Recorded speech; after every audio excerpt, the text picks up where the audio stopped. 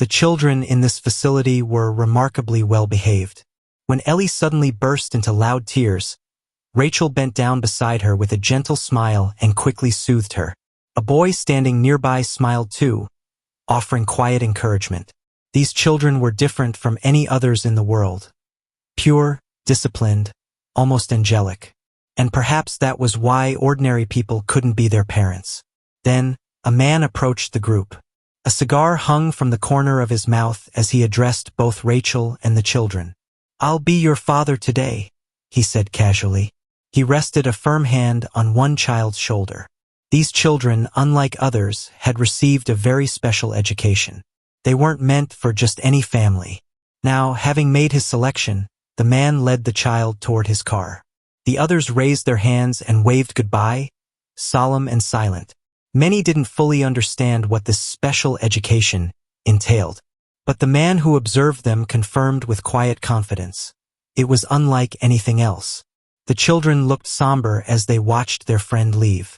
Then Rachel clapped her hands lightly and smiled. "That's enough. Time to get started." Her expression shifted, warmth gave way to stern command. The children's mood changed in an instant. They reached into their bags and drew their weapons with practiced efficiency. Ellie held a length of fishing wire. Several boys carried knives of various kinds, gripping them like professionals. Rachel looked at Ellie and offered a correction. "When you pretend to cry, don't let your nose run. Parents don't like stupid children." Ellie nodded seriously. "I understand," she said, wiping her nose and focusing harder. Watching from a nearby window, a man remarked to another, "For them, this kind of education is a gift. From the moment they learn to walk, they're trained like living weapons." The children were raised under the guidance of carefully chosen instructors. Each one required immense investment. Their training was not just rigorous, it was expensive. The person listening asked quietly, "What are these children for?" The man grinned. "Think of them like computers. It's up to the buyer, the parent, to decide how to use them." At that moment, the man who had taken the child earlier was driving with him in the car. He handed the boy a photograph. "This is your target. Memorize the face." But even with all their abilities, the children were still dangerous. That's why the caretakers had built in a set of rules that were absolute, unbreakable, and taught from the beginning. Inside the facility, the children sat in attention as the rules were repeated to them. The man explained, "They're called the 3 absolute principles, and every buyer must remember them." Back in the car, the boy glanced up from the photo and looked in the rearview mirror. "We're being followed," he said. The man looked at him, confused. "What?" Without waiting for an answer, he placed a hand on the boy's head. "Quiet. Just focus on the target's face." "Yes, sir," the boy said obediently. Order acknowledged. The first principle. A parent's command is absolute. Just then, the car behind them rammed into theirs. Their vehicle flipped violently and was thrown from the road. The man didn't survive the crash. Bloodied and dazed, the boy crawled toward him. Reaching out, he took the man's hand and checked his wrist for a pulse. The second principle. A child may not use their strength without a parent's permission. From the other car, 2 armed men stepped out. They were prepared for a fight, but stopped in their tracks. The door of the wrecked car creaked open, and the boy stumbled out, crying, "Help! Please! My dad's not breathing!" He sobbed and pleaded, his voice thin and trembling. One of the men cursed under his breath. "No one said there'd be a kid. We can't just leave him," the other said, frowning. "He's just a child. Let's dump him somewhere and get out." He approached the boy carefully, crouching down to speak to him. Back in the boy's memory, another voice began to echo, a final lesson waiting to be spoken. The third and final principle was about to be revealed. The man looked down at the boy and sighed, almost apologetic. "I'm sorry, we had our reasons." But before he could finish the sentence, the boy grabbed a shard of glass from the ground and, with a swift motion, drove it into the man's throat. Blood sprayed from his mouth as he staggered back, clutching at the wound in shock. The boy didn't hesitate. He struck the man's hand, knocking the gun free and snatched it up. A child like him, trained like him, was allowed to break the first two principles only if their parent was in immediate danger. And right now, the rules no longer applied. Seeing his partner falter, the second man froze, sensing something was wrong. The boy moved quickly, using the dying man's body as a shield. Then, raising the gun, he fired, eliminating the second threat. Later, the man who had recounted this story closed his folder and looked up with a grin. "They really are impressive, aren't they?" he said, flipping open a photo album full of children's faces. "What do you think? Interested in making a purchase?" His guest pointed to a photo. The man's smile faltered. That one," he said softly. He reached forward, touched the chin of the child in the photo with his fingertip, and sighed. "Unfortunately, that's not possible. That boy, he's our only failure." Sliding open a drawer, the man pulled out a thick folder, opened it, and spread out the child's profile. In terms of skill, he was unmatched. A true elite. "We all liked him," he said, flipping through pages filled with data and evaluations. "But we lost him." He corrected himself. "No, we didn't lose him. He disappeared. They tried to find him. But without registered parents, the boy couldn't legally use his abilities. That made it easier for him to vanish without drawing attention." The man frowned and clenched his fist in frustration. By now, he could be living as a perfectly ordinary child somewhere. Or he could be dead. Some time later, a fist struck Huang Haianhu hard across the face. He didn't have time to block and fell to his knees, wincing in pain. Quan Joseph stood over him, clearly enjoying himself. "Damn, that last hit was perfect, right?" He leaned down, smirking. "What was that? You trying to say something?" Huang, still grimacing, muttered something through clenched teeth. Joseph leaned closer. "What was that? Insult? Nickname?" But Huang looked up, his eyes burning. 15, he spat. Joseph blinked. 15. "I'd say your kick was worth about 15 points, Huang said coldly. Joseph turned to his friends, cursing. 15? That's generous. He slapped a high five with one of his buddies, and the group laughed. Yeah. Someone added, 15's a stretch for a weak hit like that. Struggling to his feet, Huang glared at them and muttered a curse under his breath. Joseph smirked. Okay then, what about this next one? Suddenly, Park Cheon shoved Joseph aside and rushed toward Huang. Wait, let me try, he shouted. I want to see what I get. Clenching his fist, he stepped in front of Huang and asked eagerly, So how many points do I get? Joseph stepped back, brushing off his shirt with a crooked grin but didn't say anything. Huang rolled his eyes. Cheyenne, you're an idiot. Get lost. Cheyenne ignored the insult. What, you mean I'm a 52-pointer? He said, playing along. Hell no, Huang snapped. I said, get lost. Another bystander laughed. Did Huang really just kick Cheyenne out? Guess his scoring scale's pretty brutal. No, it's not that, said someone else. Maybe Huang's sensors are broken. Huang groaned inwardly. Here we go again, he cursed silently. He could take them all on if he had to. Joseph walked up to Cheyenne, calling his name. Hey, Cheyenne, what are you doing? Joseph swung his palm sharply, smacking the protagonist across the back. Stop showing off, he snapped. I was about to hit Huang, and you ruined it. Didn't you see that? Cheyenne smirked, meeting Joseph's gaze. So you noticed? You figured it all out. Clenching his fist, Cheyenne tried to suppress his frustration. This was getting serious. But then, flashing a thumbs up and grinning, he exclaimed, That punch? Easily worth 150,000 points. He nodded enthusiastically. What else would you expect from someone who studied overseas? The power. It's just on another level. Curious, he tilted his head. Say, how much do you think Joseph benches? 500 kilos? Or wait, since we're talking about the US, do I need to convert that into pounds? Joseph glanced over his shoulder with a scoff and an insult. Idiot. Then he turned and walked off. Cheyenne, buy me some cigarettes later. Got it. Cheyenne called after him. Menthol, he reminded himself. Joseph only smoked menthols. Once Joseph was gone, Cheyenne straightened his posture, ran a hand through his hair and muttered, "Next time, he's definitely getting it from me." Still, he had to admit, Joseph did sound pretty cool speaking in that American accent. Turning to Huang, Cheyenne placed a hand on his shoulder. Huang scowled. Was he serious? Did he really think he could take him down? Cheyenne narrowed his eyes. What's with that face? Don't you think it's time I send you off? He leaned closer, voice heavy with mock offense. Did you really just say 52? Huang's scowl deepened as Cheyenne suddenly acted like he was choking him.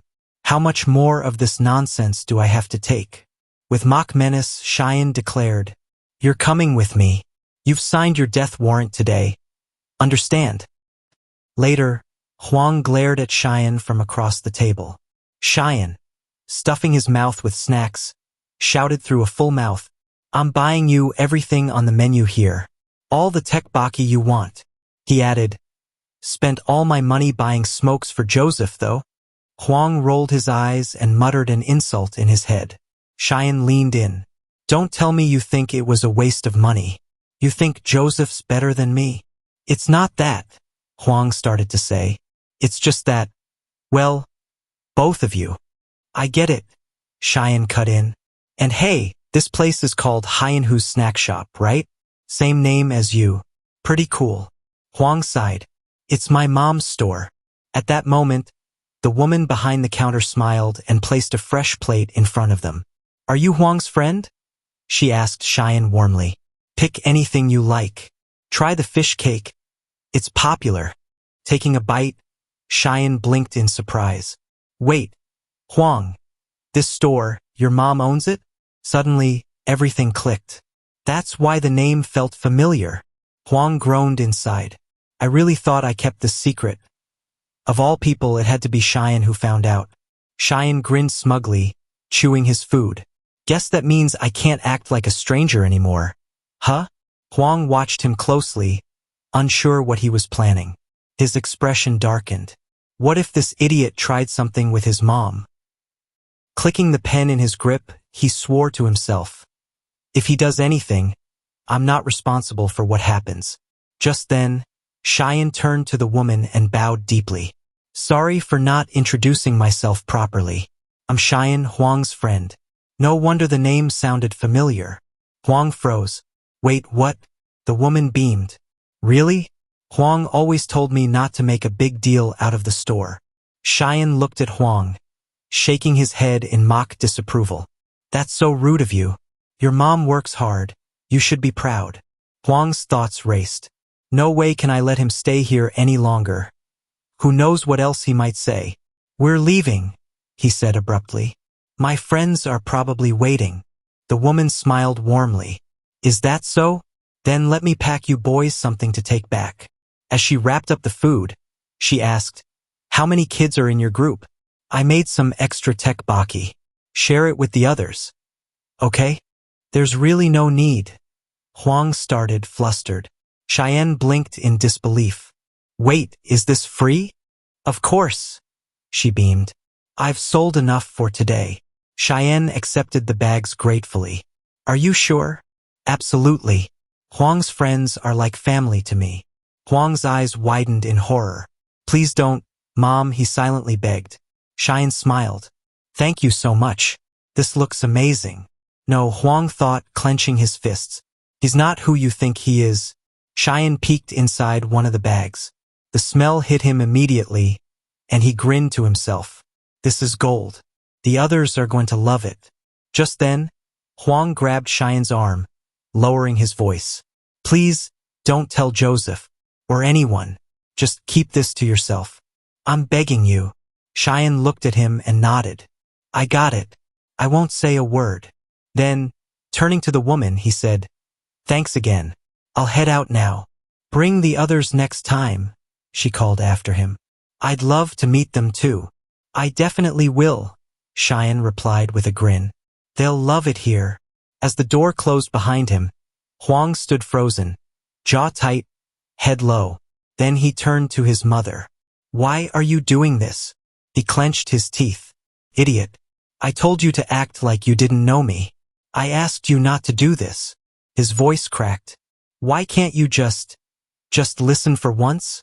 The woman's smile faded. She looked down, her voice soft. I was just happy. It's the first time I've seen you with a friend. I'm sorry, Huang. He blinked. I just wanted you to get along with the others, she continued. I didn't mean to embarrass you. Please, don't be angry. Huang clenched his fists so tightly his hands trembled. Please stop apologizing, he thought desperately. If you keep saying sorry, I don't know what I'll do. Later, a rag slapped wetly onto a plate, and someone cursed. Joseph sneered as he picked it up. What the hell is this supposed to be? Huang stood nearby, silent, watching. Joseph turned to him. Your mom seriously sells this tteokbokki stuff? I bought one, he added, holding up the plate. And guess what I found in it? He jabbed the rag into Huang's face, grinding it in. I'm not eating this crap, he said. What about a refund, huh? Should I go tell your mom I'm your friend? Huang stared at the floor. Xian, he thought bitterly, you promised. Then aloud, you and I are friends, right?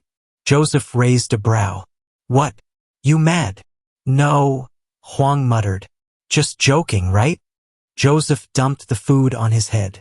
Grease and crumbs clung to his hair and dripped down his collar. I'm still not eating it, Joseph said coldly. Maybe I should go talk to your mom. Huang didn't respond. He simply bowed his head as the food slid down his face. His hand slowly curled around the pen in his grip. Joseph stopped. Huang raised the pen like a knife, its tip inches from Joseph's throat. But then he froze. His mother's voice echoed in his mind. I was just happy. Please don't be mad at me. He trembled, and slowly he lowered the pen. Joseph stared at his shaking hand, stunned, completely unsure of what just happened. Huang clenched his teeth and lowered his head. Slowly he withdrew his hand. Joseph narrowed his eyes. What was that just now? He asked, stepping closer. You trying to threaten me or something? Later that day, Cheyenne stepped into the classroom. Huang, what are you? He started, but stopped mid-sentence. His eyes widened. The room was deathly silent. Every student sat with their heads bowed, frozen. A few police officers stood near the back, and next to them was a man seated with his head down. Then Cheyenne noticed it, the shattered window streaked with blood. On the floor, broken glasses lay scattered, stained with red. He froze, staring in disbelief. That day, others beat Huang for 15 long minutes. He lost consciousness more than once from the pain, only to come to again, and each time he begged for mercy, apologized, pleaded. But no one stopped. No one helped. While Joseph continued the beating, blood spraying, the other students looked away. No one dared to interfere. They pretended not to see. In the end, it was Huang himself who brought it to a stop. Amidst the chaos, he looked toward the window where he was being brutalized and saw something carved on a stone nearby. You can do it. Later, in an abandoned building, a voice rang out. I've got an idea, Joseph said with a smirk, eyes closed, like he was savoring the moment. He was talking about Huang. Let's just say it happened during a game. Someone pushed him. Simple as that. One of the boys protested. But we didn't do anything. Forget that part, Joseph snapped. I talked to my dad. You know about juvenile law, right? He glanced at their uncertain faces. Since I'm repeating a year, the Juvenile Act doesn't cover me anymore. But you guys, it still does. So I need you to take the fall. Another boy frowned. But I heard we can still be sued. What if we get hit with damages? Joseph waved off the concern. Not if there's no one to file a complaint. No lawsuit, no problem, right? And even if someone does press charges, you'll be protected. Juvenile law has your back. He leaned in, voice cold. I'm not asking you to do this for free. He opened a suitcase. Wads of cash spilled out. 10 million won each. Take it or leave it. Then, as casually as if asking for directions, he added, anyone know where Huang's mother lives? Meanwhile, in a small apartment, Huang's mother sat motionless. Tears ran down her face. Her hands trembled, unable to even hold a cup properly. Later, outside her building, Joseph walked with a group of boys. He tugged down his mask slightly and asked, "Which floor is it again?" "Fifth," one replied. They headed for the elevator, but it wasn't moving. It was stuck on the 5th floor. "Huh," one of them muttered. "That's weird." Joseph examined the panel. "Forget it. We'll take the stairs." As they climbed, Joseph urged them on. "We're almost there." When they reached the 5th floor, they spotted the problem. A fire extinguisher was jammed between the doors, stopping the elevator. Joseph frowned. "What the hell is this?" Then a voice called out from above. "Took you long enough." Sitting a few steps up on the stairwell was someone waiting. Joseph turned, startled, and his eyes met Cheyenne's. "You made me wait," Cheyenne said calmly, staring him down. Joseph blinked in surprise. "What are you doing here?" Another boy gestured. "Perfect timing. Come with us." But Cheyenne ignored him and took a step forward. "I'll only ask 2 questions," he said, voice low. He looked Joseph dead in the eye. "How did you find out about the diner?" Joseph lowered his mask, nonchalant. "You mean that place?" He grinned. "I was just wondering why you were having lunch with a bunch of neighborhood kids instead of buying me cigarettes like I asked." Joseph sneered. "What were you thinking, huh?" He gestured toward the street. "Your precious Huang was just arguing with his mother in front of the store. All because of you." Cheyenne froze. The guilt hit him instantly. He realized Joseph was right. This had all started because of him. But he steadied himself, his voice firm. "Fine. Then let me ask my second question." He locked eyes with Joseph. "And I need you to answer this one very carefully. What are you doing here?" Joseph raised the metal rebar in his hand. "Isn't it obvious?" he said casually. He grinned. "We came to visit Huang's mother. Poor woman was fast asleep after filing that lawsuit against us." Around him, the other boys began pulling out weapons, pipes, chains, whatever they had brought. "You're just in time," Joseph continued. "I was starting to get real tired of you." He stepped forward, voice rising. "You think I didn't notice? That act you put on, pretending to bully Huang? You weren't fooling anyone. You were helping him." He scowled. "Did you really think I was that stupid?" Suddenly, Cheyenne had had enough. "I'm done," he said. He reached down and picked up the fire extinguisher that had been blocking the elevator doors. Joseph let out a yell and charged, swinging the rebar. "Come on, then." Cheyenne calmly pulled the safety pin out of the extinguisher. "Thanks," he said. "You just confirmed everything I needed to know." A blast of white foam shot out, blinding Joseph and his gang. Joseph flinched, shielding his face with his arm. "What the hell is this?" Panicking, he barked at the others. "Don't just stand there. Get him." But Cheyenne was already moving. He swung the extinguisher like a battering ram, slamming it into the first guy's chest. The force sent the boy flying backwards, straight into Joseph, who tumbled down the stairs. "Get off me, idiot!" Joseph shouted, shoving him aside. Cheyenne now squared off with another boy. The guy cursed at him, and as he rushed in, Joseph tried to land a hit too. But Cheyenne blocked with the extinguisher, then twisted and brought it down hard on Joseph's leg. Crack. Joseph's scream echoed through the stairwell. "My leg! You broke my leg!" He writhed on the steps, clutching his shin. "I heard it crack. You bastard! You!" Cheyenne stepped down calmly, his expression cold. "That was your metatarsal bone," he said, "just above the cuneiforms. You won't be walking again for a while." Joseph looked down at his leg, blood pooling under his pants, the limb trembling, and stared at Cheyenne in horror. "Why?" he gasped. "Why are you doing this?" Cheyenne didn't hesitate. "Because children are taught certain principles," he said. He raised a fist. "The first principle, follow your parents' orders without question." He drove the punch into Joseph's gut, sending him flying. The boy hit the asphalt hard with a dull thud. "The second principle," Cheyenne said, walking toward him, "is that a child may not use his strength without permission. The remaining boys looked on, frozen in fear. What the hell is he talking about? Cheyenne grabbed Joseph by the collar and yanked him up. But the third principle, he said, is the most important. He took hold of Joseph's finger. Joseph's face turned pale. He clasped his hands together. Please, please stop. I'm sorry. I'm begging you. Cheyenne didn't stop. When a parent is in danger, he said coldly, a child is allowed to ignore the first two principles. Then he yanked Joseph's finger sharply. Snap. Joseph fell to the ground, staring at his mangled finger in shock. Cheyenne stood over him. Huang's mother said his friends were like family, he said.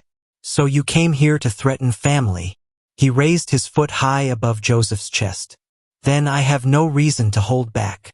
And as he brought it down, did you learn something today, Joseph? Later, in a quiet office, someone knocked softly on the door. Come in, a voice called.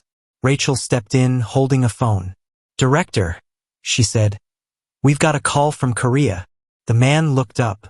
Who is it? She glanced at the screen. They say they're with the White Tiger Group. The director extended his hand. Give me the phone. The man took the device from Rachel's hands. This is the director, he said. On the other end of the line, the voice replied, We believe we've found the one. The lost legend of the Mansion of the Dead. Meanwhile, Cheyenne stood silently, surveying the unconscious bodies of the boys he had just defeated. His expression was cold, unreadable. The voice on the phone continued, The object, codename Cheyenne, is currently in Korea. The director's hand tightened around the phone. He belonged to the Mansion of the Dead, the voice explained. Subject Cheyenne underwent specialized training as part of the Good Child Project. He's a multifunctional asset, combat capable, stealth qualified, and lethal when needed. He's not just a tool. He's the crown jewel of the entire program. The director listened, unmoving. He was meant to be delivered to the Japanese Yakuza, our top-tier clients. But something went wrong. The shipment was rerouted, and instead of Japan, Cheyenne ended up in Korea. Elsewhere, Cheyenne extended both hands to a passerby, face lit with a strange, boyish excitement. The moment quickly passed. Back in the room, the director slowly lowered his head, fingers interlaced, covering his eyes. It's been 5 years, he whispered. We assumed he was dead. He looked up to the ceiling with a tearful smile, as if addressing something beyond the room. But God, you didn't forget us. You brought him back. He turned sharply to Rachel. Bring him home, he ordered. No matter the cost. Do you understand me? Rachel nodded. She removed the scarf from her head and responded calmly. Yes, Director. I'll begin restoration procedures immediately. She cast aside her nun's robe, revealing a compact arsenal strapped to her legs and arms. Hidden blades and twin machine guns that slid smoothly into her hands. I'll use force if necessary, she added. I am, after all, the disciplinary officer of the Mansion of the Dead. The director narrowed his eyes. You will not use your toys. He must be brought back safe and sound. Rachel's smile faded. She lowered one of her guns and knelt briefly, lifting the edge of her robe in acknowledgement. I understand. Later, in a small diner, a well-dressed man bowed deeply before a woman at the counter. I'm Kwon Byung-woo, he said, Joseph's father, and I am deeply ashamed. 2 teenagers stood nearby, silently observing the interaction. I take full responsibility for not raising my son properly, Kwon continued. We'll cover all of Huang's medical bills, and any additional compensation you deem appropriate. The woman kept her back to him, calmly plating the food the teens had ordered. Her voice was quiet, but firm. You think money fixes this? You think a bowed head ends it? Kwon didn't move for a moment. Then slowly he straightened up. So, it means nothing? She didn't respond. He turned away. Very well, he said curtly. Goodbye. She blinked, surprised. That's it. Covering his mouth with a white handkerchief, he muttered. I believe in efficiency above all else. If you refuse to negotiate, I won't waste your time or mine. She watched as he walked back toward his car, still confused. He paused before entering and looked over his shoulder. There are other ways, he said, voice darkening. Especially the ones I specialize in. As the car rolled forward, Kwon muttered to himself, annoyed. The dust, the smell. How do people even live here? Then, more decisively, we'll raze it all. Flatten the whole district. Replace it with a commercial housing complex. He glanced at his assistant. What about the child? Has someone taken care of him? The driver nodded. The secretary went to check. He should be done soon. Kwon leaned against the car window, deep in thought.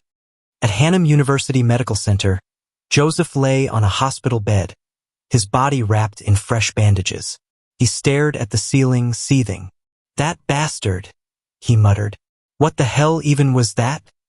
His thoughts spiraled, consumed by the memory of what Cheyenne had become. Joseph shot upright in bed, still rattled. He said something about the 3 absolute principles, he blurted out. Next to him, Bainwu raised an eyebrow, confused.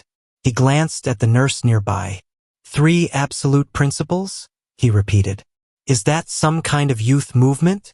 The nurse didn't respond, her face unreadable. I don't know either, Joseph said quickly. He just snapped and attacked the 4 of us. Bainwu raised a hand to pause him. Give us a moment, he told the nurse gently. She hesitated, startled by the shift in his tone, but nodded and stepped out.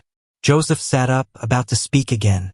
But before he could finish, Bainwu struck him hard across the face.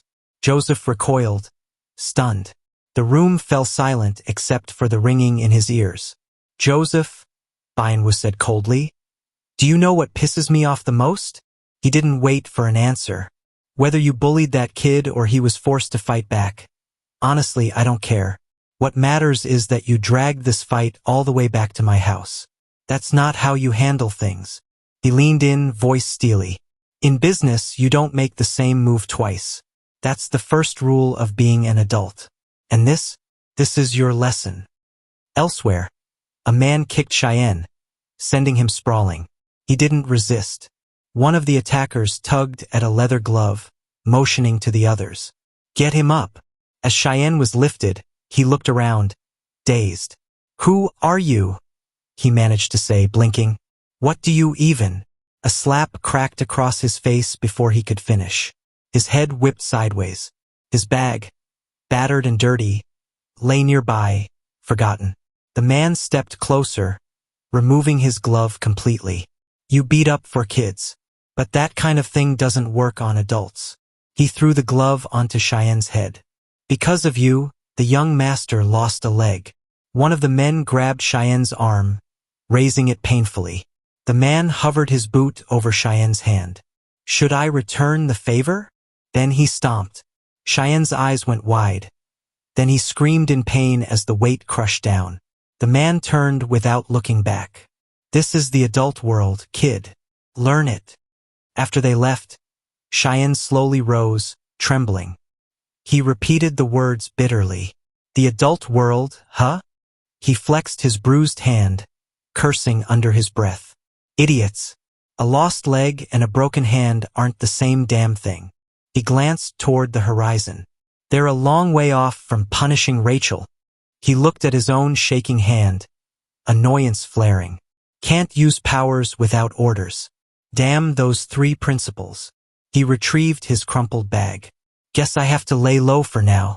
If that doesn't work, I'll need something new. He sighed, frustrated, and walked on, until a voice stopped him. Cheyenne. He turned. Huang's mother stood nearby, her eyes filled with concern. Is it really you? What happened to you, child? He hesitated, then greeted her with a weary smile. Another problem, he thought. Later, he sat at her table, poking at the food on his plate with a fork.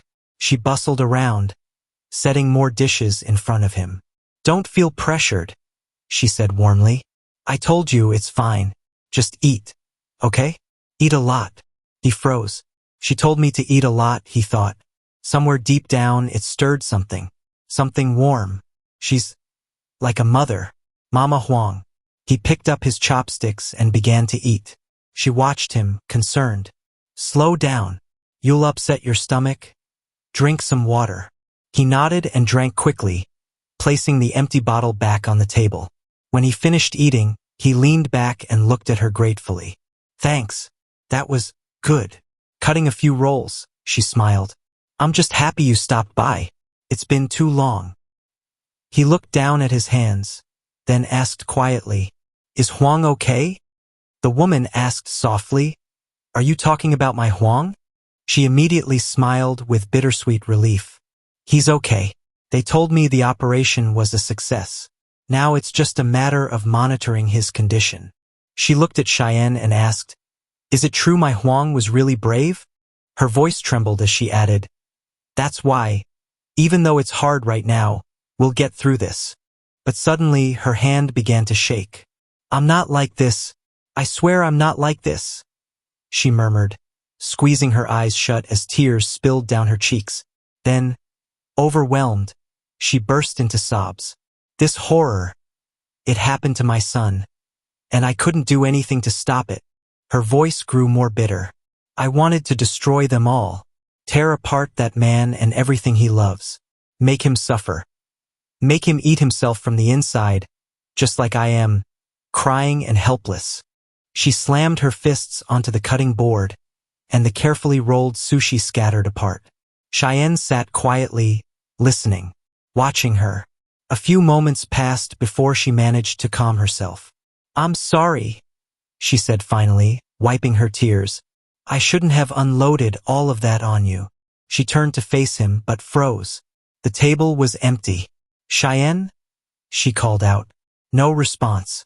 Elsewhere, high above the city, a formal voice announced, This concludes Bayanwood Construction's third-quarter performance report. Bayanwood stood and raised a glass of liquor. Well done, everyone. Thanks to your hard work, we've made it through another quarter. He paused dramatically. Even after the bankruptcy of our parent company, Zhuyang Construction, we stood firm. That's our strength, our determination. As scattered applause followed, a waiter approached one of the seated executives. Would you like more wine, sir? The man nodded distractedly, until the waiter suddenly smashed the bottle across his face. The room erupted in shock as the man fell sideways. It was Cheyenne disguised as the waiter. Go on, Cheyenne said, voice cold. Don't hold back on my account. The executive tried to retaliate, but Cheyenne grabbed 2 mugs off the tray and hurled them at him. The man flinched, expecting impact, but instead found the mugs suddenly placed in his hands. He froze, bewildered. How? Before he could finish the thought, Cheyenne swung a powerful kick, shattering the mugs and sending the man flying. Without missing a beat, Cheyenne grabbed a fork and a small knife from a nearby table and hurled them at a group of men moving in. One of them, recognizing him, shouted, It's that blonde bastard! He lunged, but before he could reach Cheyenne, the cutlery struck him and the men behind him, embedding cleanly into their foreheads. Screams followed. What's going on? One employee shouted in panic. Another barked, Grab him! Don't just stand there. Shoot him. They looked around in a frenzy. Where the hell is he? He couldn't have gone far. Search everywhere. He's still here.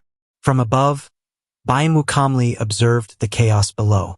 His eyes narrowed. Cheyenne, now hidden under one of the tables, crawled out silently, gripping a table knife. In his mind, a voice echoed. The first principle. A parent's order is absolute. The guiding rule of the Good Child Project from the Mansion of the Dead. Cheyenne dashed between 2 guards, slashing their legs with precise, calculated strikes. They collapsed, howling. He remembered the mother's rage, her desperate wish to make the man suffer as she did. Those words echoed in his mind. Tear him apart, make him cry, make him rot from the inside. More men spotted him. They shouted and charged. Cheyenne yanked the tablecloth off a nearby table, sending plates and glassware flying at his attackers. While they shielded themselves, he lifted the table and launched himself forward, using it as a battering ram. One man cursed, but was immediately crushed beneath the force of the table, along with several others. Screams rang out. Then, whistling through the air, a knife was thrown at him. Cheyenne twisted his body mid-movement, narrowly dodging it. The blade instead buried itself in the skull of another man who had been running toward him. Pulling on a glove, the man admitted with a smirk, "That was a good hit, but I know I broke your hand last time." He stepped forward, ready to try something new, but before he could finish, Cheyenne closed the gap between them. In a blink, Cheyenne intercepted the man's arm mid-swing and struck hard.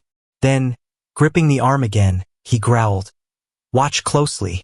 This is how you break it." With a sharp twist, he yanked the arm downward. The man screamed, dropping to his knees. Cheyenne let him fall and turned, just as a bullet whizzed past his cheek, grazing the skin. He looked up sharply. Byangwoo was standing on a nearby balcony, gun outstretched. Byangwoo clicked his tongue in mild disappointment. "Thought I was a better shot." Cheyenne replied, calm and cold, "Unless you're a pro, it's hard to hit from that far." Byangwoo raised an eyebrow. "Is that so?" He descended the stairs slowly. "You speak like someone well-trained. So what are you, a street kid? Or a professional?" He paused, watching Cheyenne closely. "I've heard of a group in Korea, the Crew." "You one of them?" Cheyenne answered flatly. "I've never heard of them." "Really?" Byangwoo stepped closer. "Then who do you belong to?" Cheyenne's eyes narrowed. "If I belong to anyone, it's only to the Hien Ho snack bar." Byangwoo tilted his head, puzzled, then chuckled. "That dump? The little stall in the alley with the stink of old oil?" Suddenly, his eyes hardened. He raised the gun, pressed it to Cheyenne's forehead. "So what did she tell you to do? Kill me?" Cheyenne stared back, unblinking. "No. She said to tear you, and everything you care about, apart." Byangwoo blinked in confusion. "What?" Before he could process it, Cheyenne swung his arms sharply, knocking the gun aside, and drove his fist into Byangwoo's face. Byangwoo stumbled, barely catching himself by grabbing Cheyenne's collar. He spat blood and cursed, snarling, "All this for some snack shop hag's revenge?" Cheyenne stepped forward and hit him again. Hard. "This isn't about revenge," he said coldly. "And it's not retribution." Blood streamed from Byangwoo's nose and mouth. A tooth clattered to the floor. Cheyenne looked him in the eye. "It's the first principle," he said. "A parent's order is absolute." He turned and walked away. Byangwoo, still standing despite the damage, sneered. "Efficiency is key. That's why you finished the job the first time." Smiling through broken teeth, he continued, "I should have taken out you and that woman from the start." He picked up his gun from the ground. "I'll do it right next time. I'll kill everyone." Cheyenne didn't even turn around. He raised the gun in his own hand and muttered, "You're talking nonsense." Then he fired without looking. The bullet struck the base of the grand chandelier hanging above Byangwoo. It groaned, then fell, crashing down on top of him. As the dust settled, Cheyenne walked away. "Like father, like son," he said. "Trash runs in the family." Later, at the hospital, a nurse stood at the foot of a patient's bed. "Are you feeling any discomfort?" Joseph, lying with his face partially covered, growled, "Can't you see it?" He cursed under his breath. The nurse sighed. "School violence is out of control these days." Joseph turned to look at her. She seemed troubled. "I've never seen injuries this bad," she admitted. "The kid who did this must have been really good at fighting." She paused. "But that doesn't make it right." Joseph didn't respond right away. Then, "I don't know, but it hurts like hell." The nurse began preparing a syringe. "Back when you were with Byangwoo, what did you two talk about?" She looked at him curiously. "Was it true what the kid said? About the 3 absolute principles?" As she injected the medicine into the foreline, Joseph noticed something strange. "What did you just give me?" he asked. "That color doesn't look right."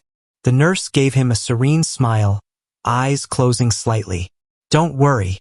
In small doses, it's not lethal. She gently sat down beside him on the bed, still smiling.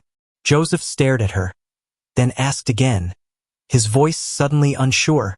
The nurse leaned in and asked again, "Will you answer my question now?" She repeated the phrase slowly, the 3 absolute principles. Then, with calculated pressure, she rested her elbows against Joseph's torso. Joseph winced in pain, his jaw tightening as he covered one eye with his hand. Leaning closer, the nurse whispered, "Do you even know what that means?" Joseph stared at her in horror. "I don't know, what are you talking about?" The nurse smiled faintly. "Let me remind you, the words you said to Byangwoo, that very first day." With a sudden, fluid motion, she pulled off her wig, revealing her true identity. "I think I'll ask differently," she said, voice now cold. "The name Cheyenne, does that mean anything to you?" Her expression sharpened. "I am the disciplinary officer of the Mansion of the Dead," she said. "My specialties: disguise, infiltration, interrogation, and torture." Sometime later, Rachel, now out of disguise, stood on the phone with the director, her expression dark. "We have a situation," she said calmly.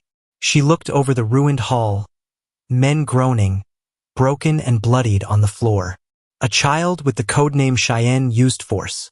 The director rose sharply from his chair. "What are you saying? That can't be." "We tracked Cheyenne and arrived at the correct location," Rachel explained, stepping over an unconscious body without a glance. "But he was already gone." Kneeling beside a man with broken limbs, she added, "And the number of injuries? It's extensive. This was no accident." She stood again. "If this was Cheyenne, it directly violates the 3 absolute principles." The director bit his finger, troubled. "This has never happened before," he muttered. "Those principles are absolute, we called them that for a reason." He walked over to the large bookcase, opened it, and began pulling down several heavy volumes. One book tumbled open, revealing a photo of children, sealed beneath a protective cover. "If Cheyenne disobeyed," the director said slowly, "then something fundamental has gone wrong." He flipped through the pages and pointed to a photo of young Cheyenne. "The weapons we've distributed through the Mansion of the Dead, perhaps they're evolving, ignoring commands, turning on us." He handed the open book to Rachel. "He's your new target. Observe him. Find out if he really used force without orders." Rachel nodded. As she stood, she stepped on a wounded man who groaned and grabbed at her leg. Without emotion, she said, "Understood." The director added, "If you need assistance in Korea, contact the White Tiger staff." Just then, 2 men walked into the room. One looked around in disbelief. "What the hell happened here?" he asked. "A middle schooler did this?" His partner, running a comb through his hair, muttered, "At this rate, I'm going to lose every strand before we figure this out." Still on the call, Rachel turned toward them. "I see we've got a smoker and a bald man," she said coldly. "I'll begin surveillance on Cheyenne as soon as I leave the scene." One of the men blinked, then turned to his friend. "Did she just call me bald?" The friend shrugged. "Can't tell if she meant you or me." Rachel walked past them without another word. The men stared after her. "Do girls really dress like that nowadays?" one of them asked. His friend chuckled. "They say she's Russian. We're staying open-minded." "I mean, my wife's pretty open-minded too," he said, then paused, glancing around. "Wait, where's the manager?" "He got assigned another job," the other replied.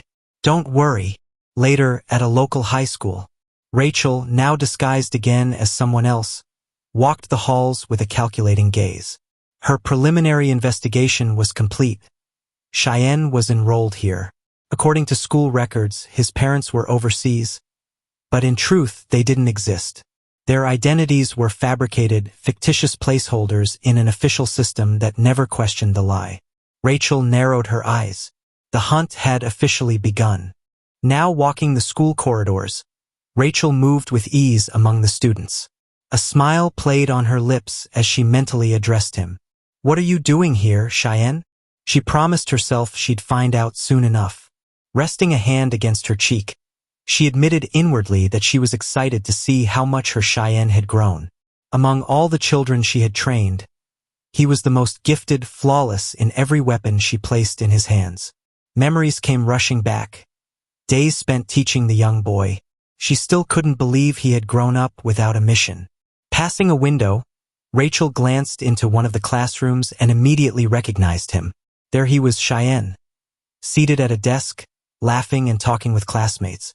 She watched as he clapped his hands together in mock desperation and spoke in a dramatic voice, mimicking Joseph. "I'm sorry. It was all my fault. Please forgive me," he cried, feigning tears. Rachel froze. That's Cheyenne?" Her eyes widened. Shock crept across her face. The class clown? The bully? Inside the room, Cheyenne kept joking, now mock-scolding Joseph. "I told him to stop acting like a baby. I asked if he really wanted to die." From behind, a tired boy grumbled. "Ugh, you're too loud." He rubbed his forehead and stood up, glaring at Cheyenne. "Let me sleep, will you?" Cheyenne turned toward him with mild annoyance. "What did you just say?" He stood up too, and tension rose instantly. Rachel's eyes narrowed. A dominance fight? A power struggle? She remembered such scenes from the Mansion of the Dead, where children battled to establish hierarchy. Sometimes they even dared challenge her. She found those memories oddly endearing. She had always defeated them effortlessly. And Cheyenne? He always won. Every single time. But now, Rachel's breath caught. Cheyenne was on the floor. "What? He's down?" she whispered to herself, stunned. Her golden child, once the strongest of them all, was apologizing, shielding himself with his hands. "I'm sorry. Please, stop," Cheyenne cried, wincing in pain. "That hit the bone. Ouch." Rachel couldn't move, couldn't process it. Her mind reeled. Later, after class had started, she stood at the front, trying to refocus. "Let's continue with the next chapter," she suggested, her tone mechanical. After all, she reminded herself this was still a school. As she lectured, her thoughts drifted. He's hiding his strength. Why? It made sense, she decided. If he was trying to blend in, he couldn't afford to stand out. The 3 absolute principles, they must still apply. She glanced again at Cheyenne. He was hunched over his notebook, eyes narrowed in deep concentration. Rachel watched in silence. That look, those eyes, it's him. Cheyenne was always exceptional. Not just strong, but brilliant. In the Mansion of the Dead, strength had never been enough. The elite were also intelligent, and Cheyenne had outshone them all. No matter how much he hid, he couldn't mask that spark. Rachel quietly approached his desk, intending to guide him, to remind him of what was at stake. Poor thing, she thought with an inward smile. It must be exhausting trying to fit into this world. I'll have to train him again soon. Remind him who he is. But then she froze. Peeking over his shoulder, she realized Cheyenne wasn't taking notes. He had drawn a comic strip in his notebook. A ridiculous, expressive little doodle with exaggerated facial expressions. He studied it proudly, even admiring his own artistic detail. Rachel's eye twitched. She raised her hand and brought it down sharply on his head. "What do you think you're doing?" she snapped. "You're in class, not an art studio." Sometime later, in the staff restroom, Rachel sat on the toilet seat, face buried in her hands. She whispered in disbelief. "This can't be happening." Clutching her head in frustration, Rachel asked herself if all of this was just a coincidence. There was no way, absolutely no way, that this immature boy could be Cheyenne. But as she began to change out of her clothes and into a new disguise, she accepted that the plan had to change. Things had already escalated far beyond the protection of the 3 absolute principles. Stepping out of the booth, she made up her mind. The first step was confirming whether this boy really carried the code name Cheyenne. Later, as she waited at a crosswalk, hidden beneath her new disguise, she stood beside the boy in question. Cheyenne rubbed his head, wincing, and muttered that it hurt. commenting to himself that the teacher didn't usually hit that hard. Rachel, observing him quietly, thought to herself, if he isn't Cheyenne, then I'll kill him myself. Just then, a voice called out to the boy, "Hey, where are you going?" He turned and saw Wham's mother, smiling warmly at him. "We meet again," she said kindly. "Perfect timing. Would you help me carry these bags?" The boy froze momentarily, then smiled and agreed enthusiastically, promising to help. The woman thanked him and told him to stop by the restaurant for some tteokbokki. He nodded happily, thanking her for the treat. Rachel, watching the interaction from nearby, grew thoughtful. A short while later, outside the snack bar where the woman worked, Cheyenne was happily eating the spicy rice cakes she had given him. The woman chuckled and told him to slow down. He immediately nodded in agreement, chewing quickly. Rachel, still disguised and nearby, recalled that she had heard of this woman from Joseph, the woman whose son Cheyenne had put into a coma. She couldn't understand what kind of relationship Cheyenne had with this woman. Watching him eat, she noticed his mouth stained with sauce and thought to herself in disbelief, "What a pig." The longer she stared, the more convinced she became. This couldn't be Cheyenne. How could someone with Cheyenne's face behave like such a slob? She wondered. Curious, she tasted the dish herself. But the moment the spice hit her tongue, she yelped and began frantically fanning her mouth. "It's so spicy," she cried. "Water, please." The woman handed her a bottle and smiled sympathetically. "Oh my, I guess spicy food's not your thing?" Rachel, gulping down the water and tearing up, repeated the woman's words in disbelief. Not her thing? It was torture. She couldn't understand how anyone could eat something so punishing. Had these people gone mad? Still reeling from the heat, she muttered to herself that Koreans must be insane. The amount of spice in that dish should be classified as poison, or at least a lethal dose. Meanwhile, the boy, unbothered by the heat, smiled and remarked that he probably should have eaten more slowly. He glanced at Rachel and casually added that she seemed kinda sloppy. Rachel stared at him, mentally cursing him to oblivion. "I'll kill him. I swear, I'll kill him." She suddenly remembered that Sean, too, couldn't handle spicy food. She recalled holding his hand once after a bad reaction, and thought it must be tough for him if he was still somewhere in Korea. Suddenly, she noticed Cheyenne standing stiffly, his fist clenched so tightly it was shaking. Her eyes widened in surprise. Then Wham's mother turned to him. "Is it good?" she asked. With a wide grin and a thumbs up, he exclaimed, "It's amazing! Finger-licking good." Rachel stared at him, stunned. Is he actually forcing himself to endure this? She thought. Just stop eating. No one's making you. She couldn't fathom why he insisted on forcing himself through something that obviously pained him. If you can't handle spicy food, she thought, then just don't eat it, idiot.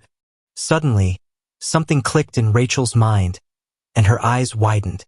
Wait a second. Her thoughts flashed back to earlier, back when Cheyenne met the woman at the traffic light.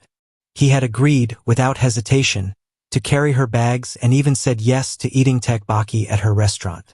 Now, as the woman handed him another box and asked him to help, Cheyenne smiled and took it without complaint. Rachel's eyes narrowed. He was following every order she gave. Her thoughts turned back to the moment she had reported to the director. Even if this was Cheyenne's doing, she had argued then, it went against the 3 absolute principles. Something like that couldn't be done without a direct order. So who gave the order? Only one person seemed to fit. This woman. Rachel glanced warily at the woman now adding ingredients to the sauce pot. Then she remembered the first principle of the Mansion of the Dead. A parent's orders are absolute. Cheyenne had already moved the box where it needed to go. Rachel realized he wasn't just helping. He was obeying. He saw this woman as a parent. The pieces fell into place. Reaching for her wallet, Rachel handed the woman some cash to pay for the food. The woman smiled and said, "1 second, I'll get your change." As the woman began counting coins, Rachel quietly pulled a sharpened stick from her sleeve. There's a quick way to test this, she thought. With practiced precision, she flicked the stick straight at the woman. But just before it struck, Cheyenne blocked it with a fork. In the next instant, he leapt over the counter, lunging toward Rachel. She grinned knowingly. I knew it. His sudden movement knocked over a chair with a loud crash, causing the woman to yelp in surprise. That scared me, she cried, turning around. But Cheyenne and Rachel were gone. She blinked, confused. She forgot her change. A short distance away, Cheyenne and Rachel now faced off. Twisting the same sharpened stick in her hand, Rachel invoked the third principle of the Mansion of the Dead for good children. When a parent is in danger, act according to the situation. She lunged and scratched his cheek, but Cheyenne ignored the sting and countered with a punch. Rachel blocked it just in time. He wasn't giving up. Catching her wrist mid-motion, Cheyenne growled, "Are you really going to follow me around all day? Let's just get this over with." Then he called her name, loud, frustrated, and leaned in close. Rachel gave a crooked smile. "I knew it was you. Long time no see." But then she tilted her head, still puzzled. "This is a little strange, though. Why are you following that woman from the diner like she's your parent?" Her eyes sharpened. "There's no way some diner lady could be a customer of the Mansion of the Dead." Cheyenne frowned. "What are you even talking about?" he snapped. "Yeah, I made some noise, but I didn't expect you to find me this fast." Rachel suddenly moved again, preparing to strike. "Whatever this is, you're doing it all wrong." With a swift grab of his arm, she threw him clean over her shoulder. He slammed into the ground with a painful thud, letting out a sharp cry as he arched in agony. Rachel straddled him and pressed her hand to his forehead. "Time to go home," she said calmly. "There are a lot of customers waiting for you." Cheyenne blinked up at her, dazed. "Go home?" His mind drifted back to when he was a child, standing among injured comrades, confused and lost. He remembered thinking that maybe, just maybe, it was time to return. He sighed softly as another memory surfaced. That same woman had once run her finger along his cheek and softly said, "From now on, your name is Park Cheon." His eyes shot open. What are these memories?" Rachel leaned in. "What did you just say?" But Cheyenne didn't respond. He frowned deeply, and in a sudden burst of energy, lunged up and headbutted her. Rachel yelped in pain, flying backward and clutching her mouth. Blood trickled from her nose as she stared up at him in shock. Cheyenne stood tall now, catching his breath. Rachel realized, grimly, that he wasn't going back willingly. Rachel let out a sharp sigh and wiped the blood from her nose with a tissue. She shot Cheyenne a menacing glare, only to suddenly freeze. He was gone. He had been standing there just moments ago. Meanwhile, Cheyenne was already fleeing down the street, swearing under his breath. He couldn't believe they had sent her. Rachel. His mind flashed with the image of the girl he remembered from before, and his frown deepened. What kind of person is she really? Back at the Mansion of the Dead, the director slammed a hand on his desk. "What did you just say?" he barked. "You lost him. What does that mean?" In a public restroom, Rachel burst into a stall, pushing a woman aside in the process. "Sorry," she said hurriedly, pressing a finger to her comm and responding to the director. "I let my guard down." She was already halfway through stripping off her current disguise. "I found the old woman who's been controlling Cheyenne using the three principles." Outside the stall, the woman Rachel had pushed began knocking on the door in protest. "Excuse me." That was very rude, but Rachel ignored her. The director's voice crackled in her earpiece. "One woman? Are you telling me one woman is enough to control him?" "Still changing into her next disguise," Rachel replied. "From what I observed, Cheyenne sees her as a parent." The director fell silent, processing this. Then, thoughtfully, "That's why he follows her orders?" Rachel fastened the last piece of her disguise. "That's what it looks like." He didn't understand. "Is she doing this on purpose? Some kind of manipulation?" "I can't say for sure," Rachel admitted, pushing her old clothes into a bag. "But I don't think it's intentional." The director paused. "In that case, follow her. Observe." Rachel cut the call without responding. As she opened the stall door, the same woman stood there, fuming. You cut in line. Aren't you even a little ashamed? Rachel, now appearing as someone completely different, silently walked past her. The woman blinked in confusion. Wait, where did that other girl go? In his office, the director folded his hands, deep in thought. There are two ways to take a child away from a parent, he reminded himself. Back at the restaurant, Rachel sat across from the woman, absently stirring her food with a fork. I need to ask you to stay away from Cheyenne, she said plainly. The woman blinked, confused. Why? Rachel sighed dramatically. Because of your constant business trips, you haven't been able to give him proper attention. And to make it worse, he's been eating this kind of low-quality food. The woman looked down, ashamed. Rachel leaned in slightly, her voice tinged with judgment. He can't even eat spicy food. You knew that, didn't you? The woman's voice came soft and broken. He can't. The director's voice echoed in Rachel's memory. The first way to separate a child from their parent is to make the parent give the child up voluntarily. Seeing the woman's guilt, Rachel pressed harder. Yes, she thought to herself, feel guilty. How dare you try to be Cheyenne's parent? She stood from the table, eyes sharp. He listens to you, yes, but you're an adult. You have a responsibility. The woman kept her head bowed, silent. Rachel gently placed a hand on her shoulder. So if Cheyenne shows up again, tell him to go home. Tell him never to come back here. She tightened her grip slightly. Say it like you mean it. A parent's order was the only command that could return a child to the mansion of the dead. That was the rule. Rachel turned to leave. I'll take that as confirmation. I'm out of time. But as she reached the door, the woman's voice stopped her. No. Rachel froze. What? I won't do that. The woman's voice was steady now. She looked up at Rachel with calm defiance. You told me that I'm often gone because of work, that I haven't been around. Rachel turned back toward her, frowning. And what of it? The woman straightened her shoulders. Are you saying that makes me unfit to care about him? Rachel narrowed her eyes. Are you really going to nitpick every word I said? The woman looked directly at Rachel, her voice trembling. Have you ever once looked at his face? At his clothes? She asked. Do you even know anything about his school life? Rachel said nothing. The woman continued, her expression filled with pain and confusion. Cheyenne's face. His clothes were always dirty, and every time I asked, he just said he fell. I believed him. I thought he's a boy, these things happen. I thought it was normal. Her hand clenched the fabric of her apron as tears welled in her eyes and spilled down her cheeks. My Huang, he always said the same thing, that he just fell. I believed him, too. And look how that ended. Her voice cracked. I couldn't let the same thing happen to Cheyenne. She recalled the first time she met him, her expression softening.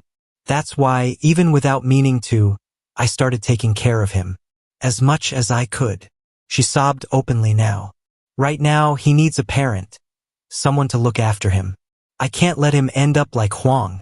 Her clenched fist shook with emotion. She took a deep breath and declared, If you're too busy to care for him, then I'll look after Cheyenne myself. Rachel turned to her sharply, displeased. Who do you think you are? She asked coldly. What gives you the right to claim him? The woman bowed slightly, eyes downcast.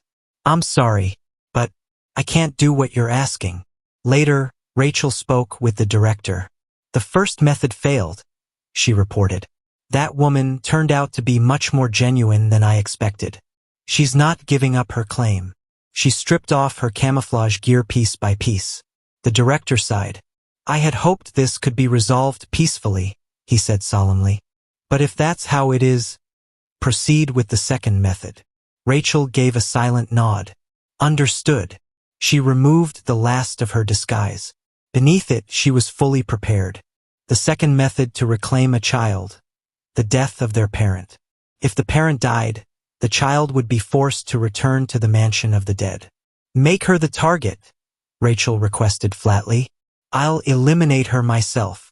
Sometime later, in a grocery store, The woman browsed the aisles, selecting food items from the shelves, unaware that danger lurked nearby. From behind the counter, Rachel observed her silently, clutching a small button in her hand. Who does she think she is? She fumed internally. How dare she try to take Cheyenne? She pressed the button. An explosion rocked the store, destroying part of the interior in a fiery blast. Shoppers screamed, chaos erupted, and the overhead fire suppression system kicked in. Water rained down from the sprinklers above. The woman gasped, horrified by the destruction around her. While the crowd panicked, Rachel stepped forward, gun in hand. Her eyes burned with conviction. "You were never meant to be Cheyenne's parent," she said. "I won't allow it." She pulled the trigger. Suddenly, a clang rang out. Cheyenne appeared out of nowhere, deflecting the bullet with a frying pan. Rachel's eyes widened in shock. "Cheyenne!" she shouted.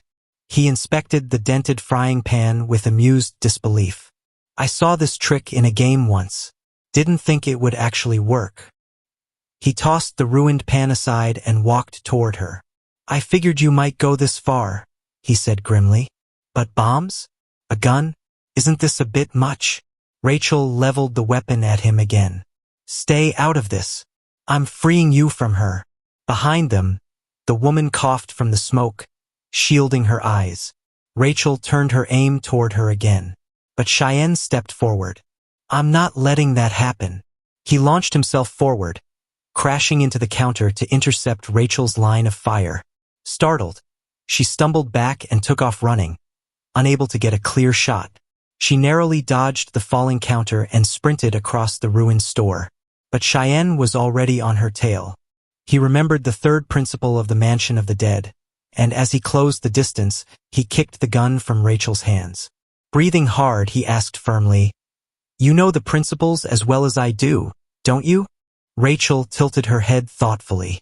"I wanted to return Cheyenne unharmed," she said, and suddenly pulled out a knife, slashing downward. Cheyenne bent at the waist, narrowly dodging.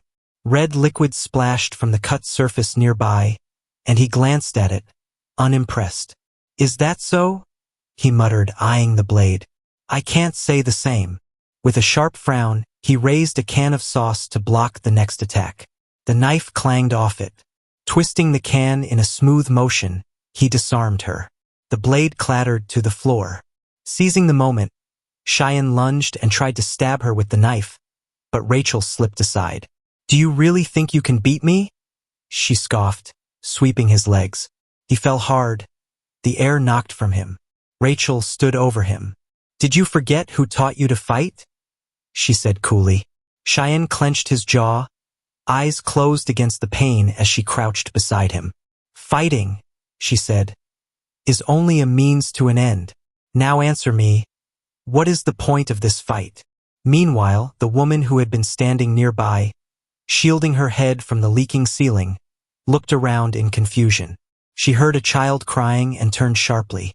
There, not far off, Yevgeny knelt on the floor, trembling and sobbing. "Mom, where are you?" he cried, clutching his arms around himself. "Where's my mom?" The woman rushed to his side, concern flooding her face. "Are you hurt?" she asked, kneeling beside him. Yevgeny looked up with tear-filled eyes. "I can't find her," he wailed. "She's gone." Tears streamed down his cheeks as he begged, "Please, help me." But behind his back, his fingers slowly curled around the handle of a hidden knife, ready to strike. Back in the fight, Rachel repeated her question. "What's the point of this fight, Cheyenne?" He blinked, momentarily distracted by the question. Was she really asking about meaning? He wondered. Rachel moved fast. She lunged with her blade, but he snapped out of his thoughts just in time and rolled aside, avoiding the strike. Both fighters regained their footing. Rachel shifted into stance again. She attacked. Cheyenne dodged, grabbed her wrist mid-swing, and growled through clenched teeth. "Is this an operation?" Rachel met his eyes and nodded. "Yes, an operation to free you." Despite being restrained, she pushed the dagger closer to his chest. Cheyenne gritted his teeth and pushed back, trying to hold her off. Then something clicked in his mind. Wait, what if they planned something else? He glanced over his shoulder, too late. Rachel yanked herself free and slashed. The blade grazed his cheek. Staggering back, Cheyenne caught his balance and scanned the shelves. His eyes landed on several cans. Bare hands are a bit much right now, he muttered, grabbing the cans and hurling them. Rachel dodged gracefully. If we just deal with that woman, she said coolly, you'll end up back at the mansion of the dead. She smiled darkly. You belong to the mansion, Cheyenne. Don't forget that. His expression shifted, an emotion flickering in his eyes. Doubt. Do I really? He asked quietly. Rachel's answer came swift and smooth. Yes. So why don't we just go home? She rushed forward, dagger flashing. But just then her blade cut through a hanging bag. Flour burst from it, clouding the air. Rachel recoiled, covering her face. Is this flour? She hissed, coughing. Cheyenne didn't hesitate. He lunged, brandishing a pair of scissors. The tip slashed across her arm and clipped some of her hair as she twisted away. He spun the other half of the scissors on his finger, winding up for another strike. Rachel dropped low and dodged cleanly. Still crouched, she smirked up at him. That, she said, a spark of admiration in her voice, was necessary. Rachel raised her dagger, preparing to strike, a fierce grin on her face. That's the Cheyenne I know, she exclaimed, but her blow never landed. Cheyenne blocked the dagger mid-swing with the blades of his scissors. Rachel froze, eyes wide in disbelief. She stared at him. He hadn't hesitated at all. Are you really saying I'm property? Cheyenne asked coldly. Without waiting for an answer, he leaned forward, seized Rachel's arm, twisted it behind her back, and with a sharp motion, threw her into a nearby grocery cart. Caught completely off guard, she cried out as the impact made her drop the dagger. Staggering in the cart, Rachel screamed and struggled to sit up, glaring at him furiously. Cheyenne stood over her. Do I really need to go home to a family like that? He asked. His eyes narrowed as he stared down at her. Who calls their family property? Rachel didn't respond. Cheyenne walked behind the cart, pushed it forward, and it slammed into a second cart. Without hesitation, he locked the two carts together with a nearby restraint. He stepped back, voice calm but cutting. Then maybe you're more like an object now too. Rachel called after him, shouting his name again and again, desperation rising in her voice. But Cheyenne didn't stop. He turned and walked away, leaving her behind. Nearby, Yevgeny was still crying. The woman leaned over him gently, placing a hand on his shoulder. Are you okay? She asked softly, glancing around. Where are your parents? Yevgeny's hand tightened around the handle of his hidden dagger, preparing to strike. But before he could act, Cheyenne appeared, jumping over the nearby counters. Are you all right? He called out to the woman. She gasped, startled. Cheyenne, what are you doing here? Shouldn't you be in class? She quickly noticed his appearance. His clothes were torn, his face bruised. Wait, what happened to you? She asked, anxiety creeping into her voice. Are you hurt? Yevgeny lowered the knife behind his back again, glancing sideways at Cheyenne. His thoughts raced. That's him. The legend of the mansions of the dead. Cheyenne walked closer to the woman, relief and energy in his voice. Yevgeny, still crouching, thought to himself, if Cheyenne's here, then Rachel must have lost. Cheyenne turned his attention to the boy. What's with this kid? He asked. The woman explained. He said he's lost. We should probably take him to someone who can help. Cheyenne knelt beside Yevgeny and smiled kindly. Hey, do you know your parents' phone number? Yevgeny's lip quivered as he began to cry again. He shook his head and mumbled that he didn't know. He realized the situation was too dangerous to act rashly. Not now. He decided to shift tactics. Standing up, he ran toward the woman. Please help me find my mom, he cried, sounding genuinely distressed. I'll use her maternal instinct, he thought. Get close to the target that way. But just before he reached her, Cheyenne's hand clamped gently down on his shoulder. He picked Yevgeny up and spoke softly. "Hey, don't cry." He smiled, but when he leaned closer to Yevgeny's ear, the smile twisted into something colder. "No one likes snot-nosed kids. Didn't they teach you that?" Yevgeny flinched slightly, a flicker of fear in his eyes. Cheyenne placed his finger firmly against the side of the boy's neck. Yevgeny's eyes widened. "Is that a gun?" Frowning, Cheyenne's voice dropped. "Sit still. I'm gonna need a talk with your director. You do know how to contact him, don't you?" Yevgeny gave a tense smile and slowly pulled the knife out again. "I don't know what you're talking about," he said, feigning innocence, but his voice betrayed a tremor of fear. Cheyenne caught a flash of steel in Yevgeny's hand. With a swift motion, he struck the boy's wrist, knocking the knife loose. "Look at this," he said sharply, addressing the others nearby. "Just a little kid." The knife clattered to the floor. Cheyenne stepped on it, hiding the blade beneath his foot. The woman nearby turned toward the sound, her brow furrowed. "Did you hear something?" Cheyenne shook his head casually. "No, nothing." She glanced back at them and paused. Yevgeny had slumped forward, resting his head on Cheyenne's shoulder. "Did he fall asleep?" she asked. "Must be exhausted," Cheyenne said, brushing the boy's hair aside as if everything were normal. Just then, rescue workers arrived at the store and began guiding people out. The woman looked around urgently. "Where's his mother?" she asked. Cheyenne reached into Yevgeny's pocket, finding a phone. "He's got a phone," he said. "I'll try calling." Elsewhere, deep in the mansion of the dead, a phone rang, shrill and unexpected. The director stirred in his bed, groaning. "What now?" he muttered, swinging his legs over the side. "I told them not to contact me directly." He pulled on a robe, irritation in every movement, and crossed the room. Picking up the receiver, he snapped, "Yes." A voice replied on the other end. The director blinked, recognizing it instantly, and a slow, knowing smile crept across his face. "Cheyenne," he said warmly, all irritation forgotten. Cheyenne, standing in a quiet room, held the phone to his ear, his expression cold.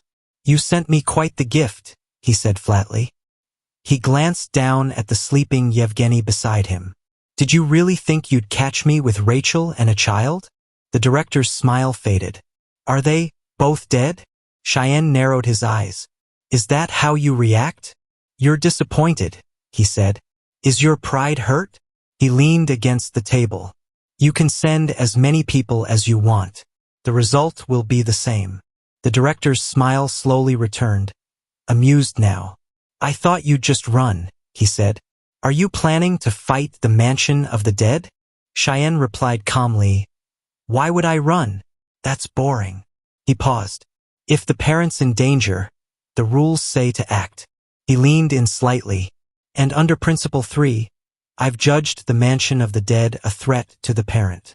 His tone dropped. "So I'll destroy it." At that, the director fell to his knees, arms outstretched in joy. His laughter echoed through the dim chamber. "Oh Lord, what a gift!" he cried. "A true, pure blessing." He looked up, grinning like a madman. "Who would have thought you'd be so loyal to your principles?" Cheyenne, gradually calming, the director lowered his gaze, lips curling into a thoughtful smirk. "Let's make a deal," he said. "Send Yevgeny back, and I promise we won't touch that woman." Cheyenne rose from the chair, walking a few steps before stopping. "Tell Rachel," he said, "to come pick up Yevgeny in an hour." The director smiled again, closed his eyes, and pressed the receiver to his forehead. "Oh, Cheyenne," he whispered, "you're so innocent." His voice turned tender. "We'll see each other soon, my treasure." Call ended. Cheyenne walked over to Yevgeny, still slumped over. He poked the boy's forehead with his finger. "Wake up." Yevgeny jolted upright, frowning in confusion. "Don't bother looking for the knife," Cheyenne said coolly. "I took it long ago." He placed a plate of food on the table in front of the boy. "Sit down. Eat." "Didn't you say you were hungry?" Yevgeny glanced at the food and grimaced. Who would eat that? Some time later, they walked down the street side by side. Yevgeny's clothes were stained in sauce, bits of food still stuck to him. Cheyenne chuckled. So, was it good? Yevgeny closed his eyes in annoyance. It wasn't even that tasty. Cheyenne leaned down, hand on the boy's shoulder, teasing. You still ate all of it.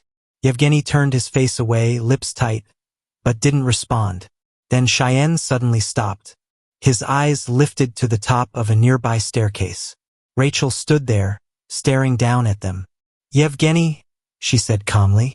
Come here. Yevgeny nodded without protest and began climbing the stairs, walking away from Cheyenne. But before he got too far, Cheyenne called out to him and held out a bag. Take this, he said calmly, holding the food in his outstretched hand with a soft smile. I thought you liked it. Rachel glanced at him with disdain. You're surprisingly calm, she muttered. But don't think we're finished yet. She didn't take the food. Instead, she gripped Yevgeny's hand and turned to leave. I'll be seeing you again soon, she warned. Cheyenne didn't react to her threat. His eyes lingered on the bag of food she had rejected. At his age, he remarked quietly, he should really be eating more. Rachel offered no reply. As she led Yevgeny away, she leaned in and whispered, Things would be much easier if you had just handled that woman. Yevgeny looked down, guilt creeping into his face. He opened his mouth to respond, but Rachel cut him off. We'll get rid of you eventually. Cheyenne, who had started to turn away, stopped in his tracks. His expression darkened slightly. Rachel continued coldly. It's about time we got rid of useless children. Yevgeny froze, her words cutting deeper than he could process. His eyes went wide, tears welling up, and he whispered, I'm sorry. Suddenly, Cheyenne appeared behind them, climbing the stairs again. Hey! He called out, still holding the food bag with a smile. Let me ask one more time. He knelt beside Yevgeny. You really didn't like the food? Yevgeny turned toward him, eyes streaming now. His voice cracked as he cried, It was delicious. Cheyenne tilted his head playfully. Really? Yes, Yevgeny exclaimed. Everything at the Hien Ho diner is delicious. Cheyenne smiled warmly. Then maybe we should go back sometime. Ownership of a child within the mansion of the dead belonged to the buyer, the parent. But if the parent died, custody reverted to the mansion. That was how it had been for Yevgeny. One day, a woman approached him and said, From now on, I'll be your mother. Yevgeny accepted it. That was the routine. When a child returned to the mansion, a new parent would eventually be found and he would be placed in a new family. But before long, that woman died too. And once again, Yevgeny was sent back. This happened several times. When it happened a fourth time, he was summoned by the director. As Yevgeny followed him, the director stopped and asked, How many times is this now? 4, Yevgeny answered. The director raised an eyebrow. That was rhetorical, he said flatly. Of course we know. For families. For deaths. For failures. He placed a firm hand on the boy's shoulder. You failed to protect your parents 4 times. That makes you the greatest embarrassment in the history of this institution. Yevgeny's breath caught in his throat. The director gestured to a small gravestone nearby, among many others. Do you know what happens to children like that? Yevgeny didn't respond, but his eyes flicked toward the stone markers. The director narrowed his eyes. Become more useful, he said. Then, standing straighter, he added, I'm giving you one more chance. He handed him a mission. Go to Korea. Help Rachel capture Cheyenne. If you don't want to end up like the others, prove that you're worth keeping. Now, back on the staircase, Rachel's cold words echoed in Yevgeny's mind. We'll get rid of you eventually. Was that really his fate? Was he that useless? Fighting back tears, he turned to her quietly. Please, give me another chance. She paused and looked at him seriously. What was that? I'm sorry, he whispered. At that moment, Cheyenne reappeared beside them again, repeating his earlier question with a gentle tone. Yevgeny, is it true you didn't like the food? Rachel smirked and said, I'll give Yevgeny one last chance. Yevgeny turned to look at Cheyenne, determination flickering in his eyes. Rachel's voice hardened as she ordered, Kill Cheyenne's parent, that woman. Cheyenne leaned forward slightly, placing the bag of food gently on the ground. Yevgeny, gripping the moment, thought to himself that this was truly his final chance to prove his worth. He looked up and said firmly, The food was delicious. In that instant he vowed silently, I will kill Cheyenne's mother. Cheyenne clenched his fists, his face tightening with resolve. I'll take the child back, he declared with unwavering confidence. Rachel's eyes narrowed as she realized that Cheyenne still regarded her as a threat. Rachel placed her palms on Yevgeny's shoulders, her voice calm but pointed. Didn't we agree? She asked. Cheyenne gives you to us, and in return we leave that woman alone. Cheyenne nodded slightly. We did, he said. But Eugene just admitted the food was delicious. Yevgeny flinched and Cheyenne continued. Which means he's now our permanent guest. Nothing to be done about it. Rachel narrowed her eyes. Is that really how it is? She asked. Leaning down to Yevgeny's ear, she whispered, Go on. This is your last chance. Straightening up, Rachel gave Cheyenne a cold smile. In that case, consider our contract dissolved. I'll be back for that woman. Yevgeny hesitated, then slowly stepped toward Cheyenne. Rachel called out after him, Do you understand what that means? Cheyenne took Yevgeny's hand, meeting Rachel's gaze. Do what you want, he said firmly. But I'll beat you, again and again if I have to. Yevgeny stared at him in quiet shock, taking in the determination on Cheyenne's face but saying nothing. Later, Cheyenne repeated with the same firmness, I said exactly that. Irritated, he turned toward Yevgeny, who was seated beside him at the table. So why are you still here? A woman approached, setting a fresh plate of food in front of them. What kind of question is that? She asked. You promised to take care of the kid. Weren't you saying something about staying at my house? Cheyenne opened his mouth to respond, but she cut him off with a laugh. It's fine. Can you even cook for yourself? She teased. Besides, it's more fun with both of you here. While she continued setting the table, she mused, Who would have thought our mothers would be friends? Cheyenne gave a small nod, though his mind was elsewhere. He thought of the two forms Rachel had shown them, each one different, but both undeniably her. His thoughts drifted until the woman interrupted. You can stay too, she offered warmly. You don't have anyone at home, do you? Cheyenne hesitated. That's not necessary. Before he could finish, Yevgeny stood and bowed politely. Thank you for your hospitality, he said sincerely. He couldn't afford to lose this opportunity. Suddenly, the woman gasped. Wait, I forgot to ask your name. Yevgeny, he replied. Cheyenne sighed, running a hand through his hair. This is too much, he thought. Realizing it was his first time at Huang's house, he looked around, noting the drying sneakers on the balcony. His eyes settled on a door. Is that Huang's room?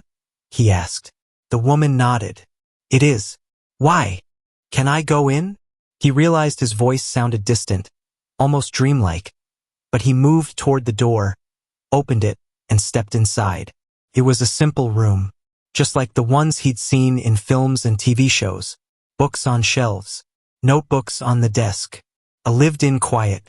His eyes landed on a photo of Huang and his mother, a typical happy image of a normal life. He picked it up, staring at it. I don't understand this, he thought. Maybe because I've wanted it for too long. It was a simple family, nothing more. But in his mind's eye, he saw Huang sitting in this room, his mother bringing him food with a smile. A quiet, peaceful life. Happiness. Staring at the photo, Cheyenne felt a pang of regret for being part of any of this. Back at the table, Yevgeny wiped his mouth with a napkin and closed his eyes. That was delicious, he said. Thank you. He thought Cheyenne was still in the other room. This is my chance, he told himself.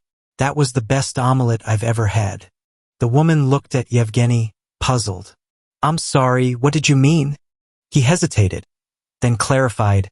Were you talking about the egg roll? She nodded, but before she could say more, Yevgeny spoke again. Can I ask you a few questions? Of course, she said kindly. Do you have anyone besides your son?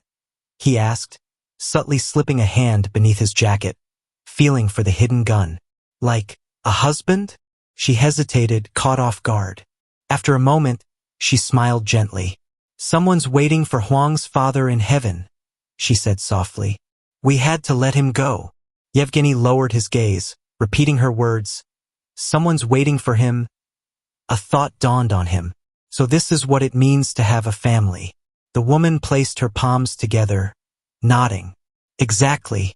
I couldn't have said it better myself. But Yevgeny frowned. Then, that means Huang never found a family. Not really. She blinked in confusion. What do you mean? His tone grew colder. A useless weakling can't be part of a family. Her face stiffened. What are you talking about? In a family, Yevgeny said, you have to prove you're worth keeping. You have to be useful to every member. If you're not, you become a burden, a parasite. He opened his mouth to continue, but the woman stood abruptly, slamming her hand on the table. That's not true, she snapped. That's not what a family is. Yevgeny stared at her in shock. Then what is the point of a family? Before she could answer, Cheyenne walked in, breaking the tension. He casually scooped Yevgeny up in his arms. Hey, he said, you finished eating? Turning to the woman, he asked, mind if we crash in the living room for a bit? Swinging Yevgeny slightly like a child, he grinned. The woman chuckled. Huang's room is free. Why not sleep there? Cheyenne ignored her and carried Yevgeny to the couch. This is perfect, he said, plopping down. You're on the floor. Yevgeny frowned. Seriously. The woman watched them with a smile, amused by their dynamic. Night fell. Yevgeny lay on the floor, scowling. I didn't think he'd actually make me sleep down here, he thought bitterly. He glanced at Cheyenne, sprawled out and snoring softly on the couch. Sitting up, Yevgeny noticed a light coming from one of the rooms. Quietly, he got to his feet and followed it. He opened the door slightly and peeked inside. There, in Huang's room, the woman sat in a chair, her head resting gently on the table. Her hand was on a photo frame, one showing her and Huang. Strange, Yevgeny thought. She's strange. He remembered how she smiled while serving food, how she called him part of her family. Even though he hadn't done anything to deserve it, he didn't understand her kindness. You have to be useful, the director had once told him. A useless child doesn't deserve a family. But now he also remembered her voice, defiant and full of warmth. That's not what a family is. That voice echoed in his mind. Then what is the point of a family? He asked himself again. Reaching into his waistband, Yevgeny pulled out the gun. I have to prove myself. I have to show I deserve a family. He raised the weapon, arms trembling. I have to prove it, he whispered urgently. But just then, the light in the room dimmed. Yevgeny looked up. Cheyenne stood at the door, his hand on the light switch, eyes locked on him. Yevgeny froze in place, terror rising. Cheyenne didn't speak. He just stared, his brow furrowed in quiet disappointment. Yevgeny's hands began to shake even more. Slowly, he lowered the gun. I was just following orders, he muttered weakly. Yevgeny pointed the gun at Cheyenne, eyes narrowed. Don't interfere, he ordered coldly. He pulled the trigger. Click. Nothing happened. Silence stretched between them. Cheyenne didn't flinch. Frowning in confusion, Yevgeny looked at the gun. Why didn't it fire? Cheyenne opened his hand, revealing a fistful of bullets. You got this from Rachel, right? He said calmly. I took it while you were sleeping. He dropped the bullets onto the floor. You were too careless. Cheyenne continued casually. 9mm parabellum. 15 rounds. That's 112.5 grams. You didn't even notice the magazine was empty? He looked at Yevgeny, disappointed.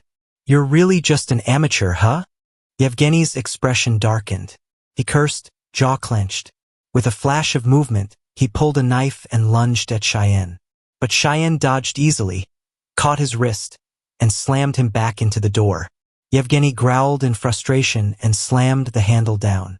The door flew open, and both of them stumbled inside, momentarily losing their footing.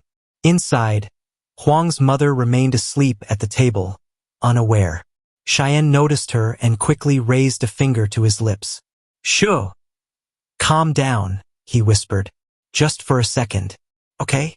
He shot Yevgeny a warning glare, then hissed quietly, urging him to stay quiet.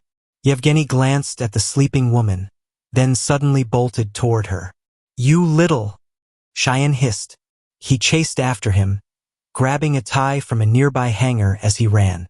With a quick move, Cheyenne looped the tie around Yevgeny's leg and yanked, sending him crashing to the floor.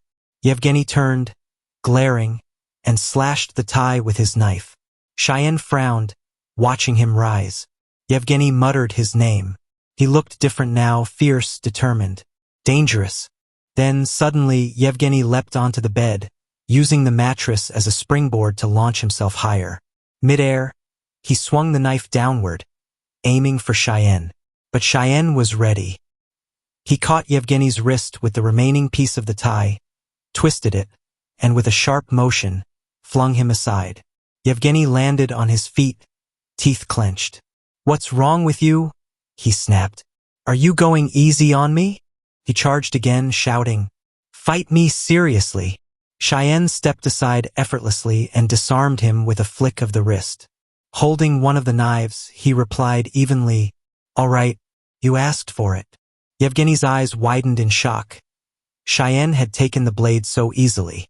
But he wasn't done. He hurled the second knife, not at Cheyenne, but toward the sleeping woman. Cheyenne's expression changed. In a heartbeat, he dashed forward, swinging his arm. Clang, the knife flew off course, clattering to the ground. In the same motion, Cheyenne swept Yevgeny's legs out from under him. The boy started to fall, but Cheyenne caught him by the collar. "Quiet!" Cheyenne ordered, still holding him. His voice was firm but not unkind. "Get up. We're just getting started."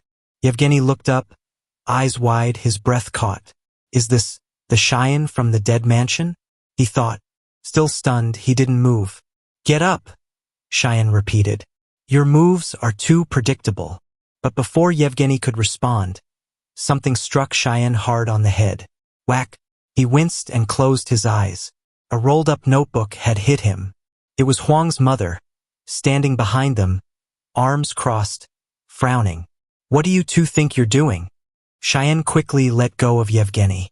"It's not what it looks like," he blurted. She repeated his words, unamused. "Not what it looks like. Really?" While their attention was diverted, Yevgeny quietly picked up the knife again. "This is my chance," he thought. Anticipating his next move, Cheyenne stepped in firmly, placing a steady hand on Eugene's shoulders and fixing him with a calm but authoritative gaze. "Enough," he said with a quiet sternness. Then, with a disarming smile, he closed his eyes and added, "We're not fighting. This is just our morning exercise." Eugene quickly picked up on the shift. Spinning the knife smoothly between his fingers, he nodded. "Yeah, just a toy," he said, grinning. But as he looked at Cheyenne's relaxed, confident expression, his smile faltered. He realized the truth: he couldn't win. Not like this. Not in front of him. "I don't have the resolve. Not enough to kill that woman in front of him," he admitted silently. Frustrated, Eugene frowned and lowered the knife slightly. Meanwhile, the woman, still observing them, tilted her head. "Cheyenne, are you seriously not making fun of him?" Laughing, Cheyenne scratched the back of his head. "Of course not. Just playing around." Yevgeny, however, remained deep in thought, quickly running through alternatives. "A direct attack won't work," he concluded. Suddenly, the woman leaned closer to him, catching his attention. "Don't tease your brother so much," she said gently. "You're part of the family now." Yevgeny's eyes widened. His lips parted slightly in astonishment. He lowered his head, stunned by her words. "Family again?" he thought. He repeated her words softly. "Part of the family?"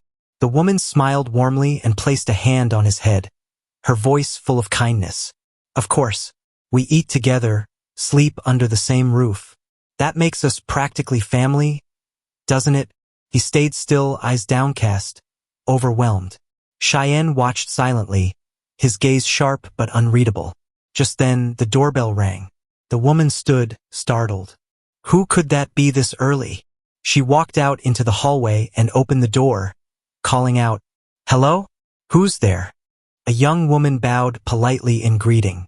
"Good morning. I'm sorry to bother you so early." She raised her head. "My name is Mari. I'm Yevgeny's older sister." She smiled politely. "I assume he caused you some trouble last night. I've come to pick him up properly." The woman blinked in surprise, still taking her in, when Cheyenne stepped forward. "Who is it?" he asked casually. "She says her name is Mari," the woman replied. "Yevgeny's sister. I think she's here for him." Cheyenne raised a brow, curious. "Really? Yevgeny has an older sister." Stepping out into the hallway, he eyed her with interest. "So what brings you here, exactly?" Mari smiled faintly. "It should be obvious. I'm here to take him back. We agreed to ensure his safety." Cheyenne's smile faded. Leaning in closer, he spoke quietly near her ear. "Then tell me, who tried to kill the boy?" Mari's expression remained pleasant, but she placed a hand near her mouth and whispered, "Please don't misunderstand. It was a one-sided order from Rachel." Then, glancing toward Yevgeny, she asked carefully, "Is it true that he took you?" Cheyenne didn't answer right away. He met her gaze evenly. "If that's the case," he said at last, "why don't you put the knife away first?" Mari blinked, then smiled again, soft and practiced. She clasped her hands in front of her and tilted her head. Mari tilted her head slightly, a small smirk playing on her lips. "You're quick on the uptake, Cheyenne," she said. "If you cooperate, nothing bad will happen." Cheyenne feigned a fearful expression. "And if I don't?" Before Mari could answer, Yevgeny suddenly dashed toward her. "Sis," he called out cheerfully. "Why were you so late?" Squatting down, Mari opened her arms and hugged him tightly.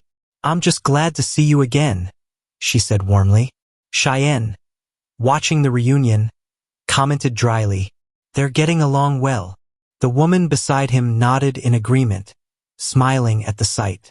In a quieter voice, Mari spoke to Yevgeny. "You failed, unfortunately. I think the director is very disappointed." Yevgeny's eyes widened. "Failed?" Mari gave a faint nod.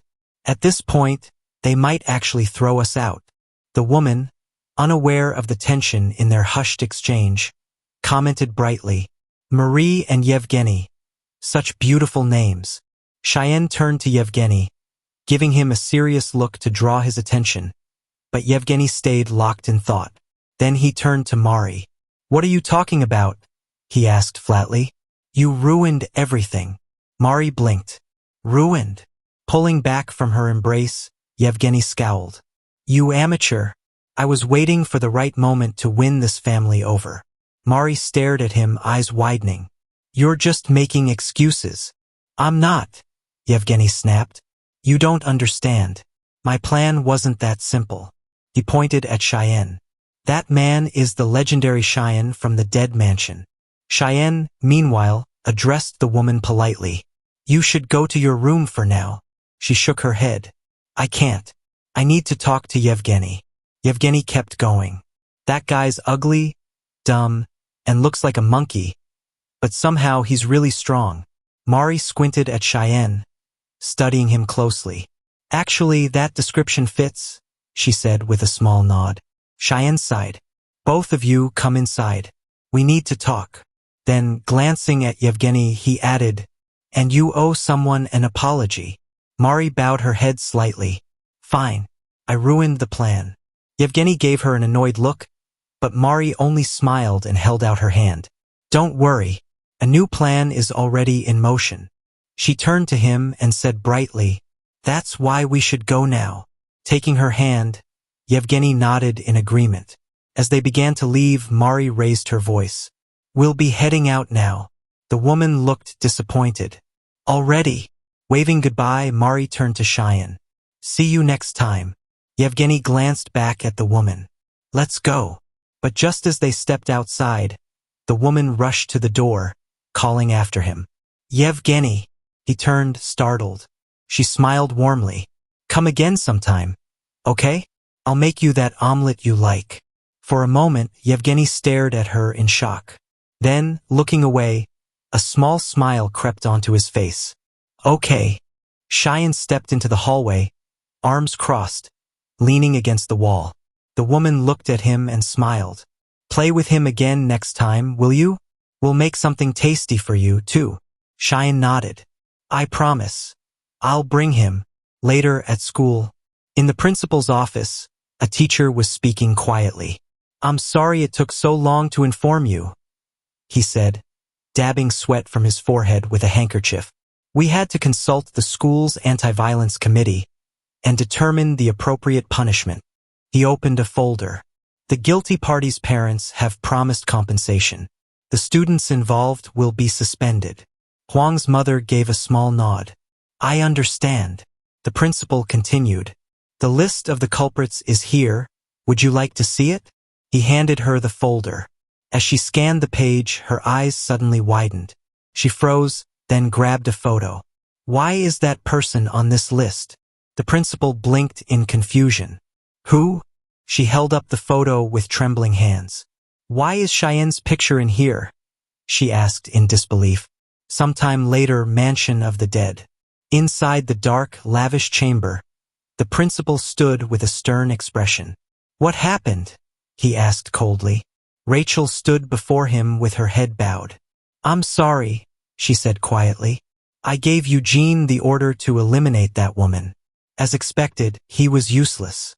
Yevgeny knelt beside her, silent, head hung low. The director narrowed his eyes. That's not what I asked, Rachel. Rachel hesitated, then looked up slightly. I thought you wanted results. The director's voice hardened. I told you to bring Yevgeny back. I explicitly said not to lay a hand on that woman. But you sent him to kill her anyway. Rachel tried to defend herself. I thought. You thought, he interrupted sharply. Are you incapable of following a direct order? His presence was overwhelming, and Rachel flinched. You said you wanted Cheyenne brought back, she said weakly. Across the room, Mari silently walked over to the long table, cradling a hot drink in her hands. Several phones were scattered across the table. The director turned away from Rachel. I value promises, he said, his tone quieter now but no less firm. It doesn't matter who makes them. Promises are sacred. A slight smile curved his lips. Before God, we must shine with faith and trust. Everything else is heresy. He sighed, almost mournfully. The children, he glanced toward Yevgeny, never had enough faith. That's why we created the 3 principles to control them. He looked back at Rachel. Remember the consequences when things spiral beyond expectation. Orders, principles, promises. These are the foundations of the Mansion of the Dead. Rachel bowed her head again. Amen. Then she glanced up. What about Cheyenne? Are we really giving up on him? As Mari silently typed messages into multiple phones, the director answered calmly. Of course not. There are many ways to retrieve him without harming the woman. Mari lifted one phone, showing a picture of Cheyenne restraining Joseph. I've already started the operation, she said, smiling faintly. Later at school, Cheyenne entered the classroom yawning. As he walked in, the air turned cold. Every student turned to glance at him, wary, even afraid. He sat down beside another student and blinked. What's going on? He asked. Is there a test or something? The student beside him didn't answer, scribbling something into his notebook. Cheyenne looked around. Why's everyone ignoring me? From behind, another boy leaned forward. Is it true? He asked. Cheyenne blinked. What? The boy held up a phone showing a photo. This. Cheyenne squinted at the image. What kind of Photoshop is this? He looked around, bewildered. Where did you get that? The other students exchanged glances. Then, almost in unison, they stood and bowed. "Sorry, Cheyenne," one said. "We misunderstood you." Cheyenne was floored. "Wait, what?" Another boy chimed in. "Everyone's saying Joseph was afraid of you. That's why he acted like that." Cheyenne's brow furrowed deeper. "Afraid? Of me?" The student nodded, holding up another photo. Cheyenne standing behind two men, smiling. "Some people say you're friends with gangsters. Isn't that going too far?" He laughed nervously, then added, "Oh, and they're saying you made Joseph trample Huang." Cheyenne gawked. "What? That's not true." He stood and turned to the others. "I didn't do anything to Huang. Why would I?" But the class avoided his eyes. The boy next to him leaned closer. "You're really cool, you know?" Cheyenne blinked in disbelief. "Hey!" shouted another student, indignant. "That's my seat." The guy frowned and asked with irritation, "What did you just say?" Raising a hand threateningly, he added, "You trying to end up like Huang?" But before the hand could fall, Cheyenne suddenly stood and caught it midair. His eyes locked onto the boys with a calm, serious expression. With a faint grin, Cheyenne said coolly, "I try not to show it, but have you ever heard of hidden power?" The room went silent. "Come outside," he continued.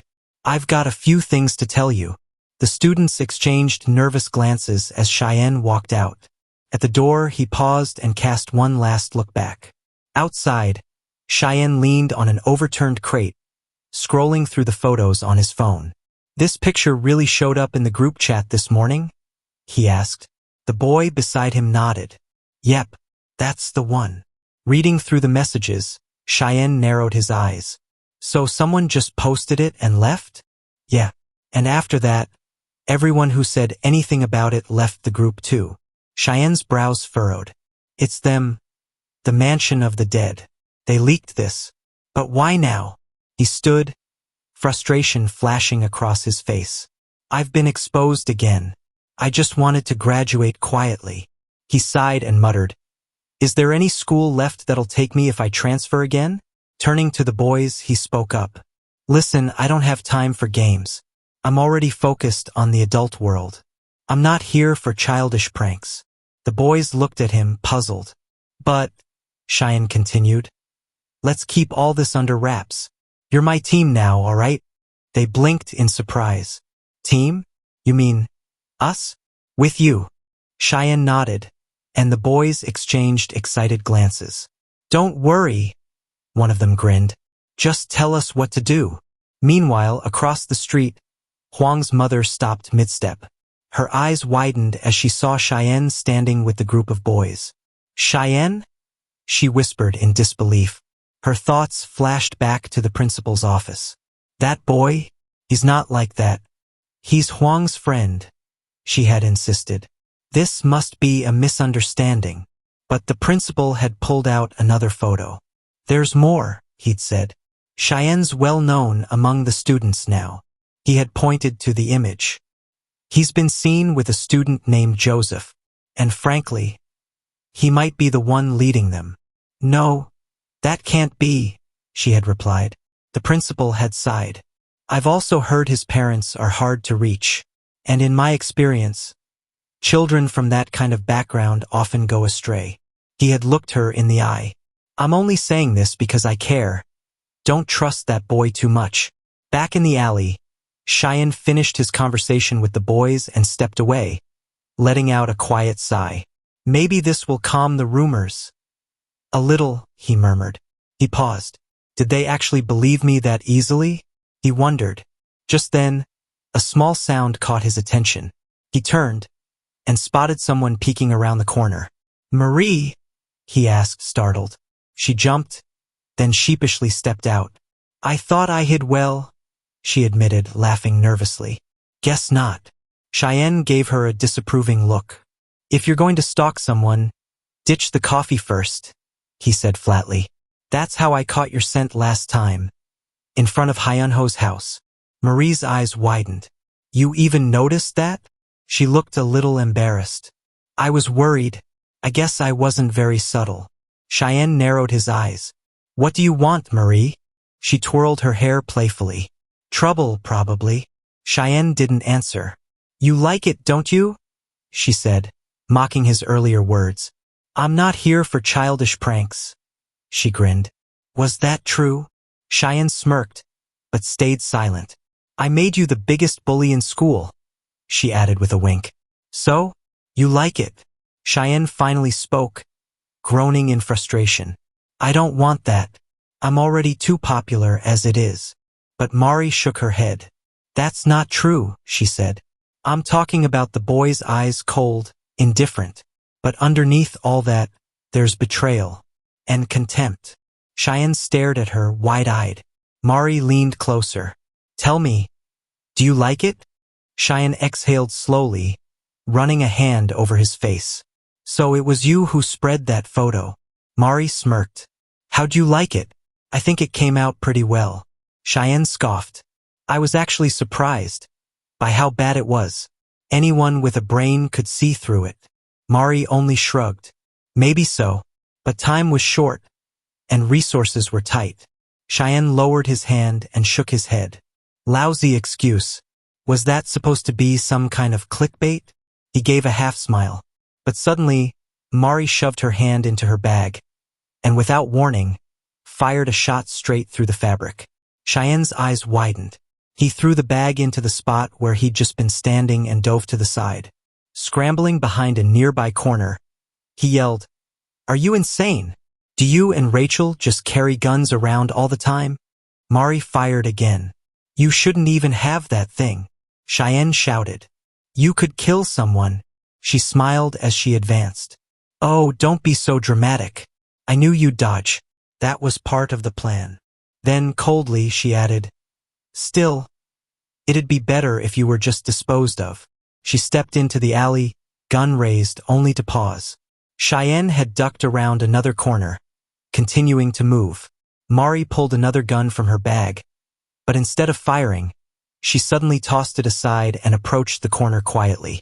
As she reached the edge, Cheyenne lunged out from behind the wall. He grabbed the discarded weapon, trying to wrestle it from her. Mari held fast with both hands. As he strained against her grip, she lifted her knee in a sudden strike. But Cheyenne caught her leg in midair and slammed her against the wall. Still fighting, Mari freed one hand and reached for a hidden knife.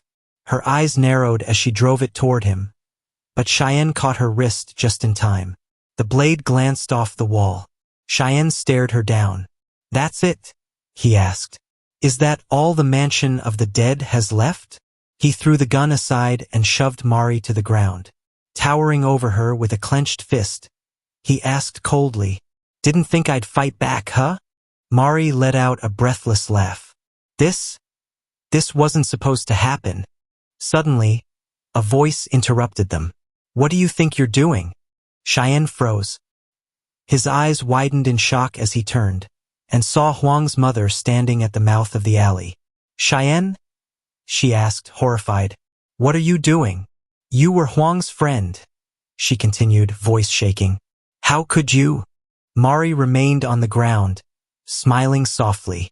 The woman looked between them and asked, Did you really do that to Huang? Cheyenne stood frozen, struggling to explain. No, it's not like that, he finally managed. I didn't. But Mari suddenly sprang to her feet.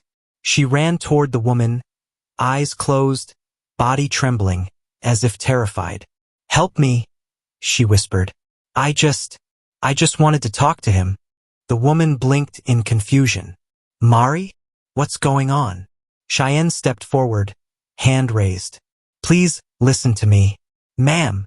But the woman wasn't listening. Cheyenne! She shouted, her voice full of rage. Her scream made him flinch. She stepped protectively in front of Mari and placed a hand on her shoulder. Stay right there, she ordered Cheyenne. He lowered his gaze and nodded. Understood, he murmured. A parent's command. Mari clung to the woman, pressing her face against her chest. The day I brought Yevgeny home, she whispered.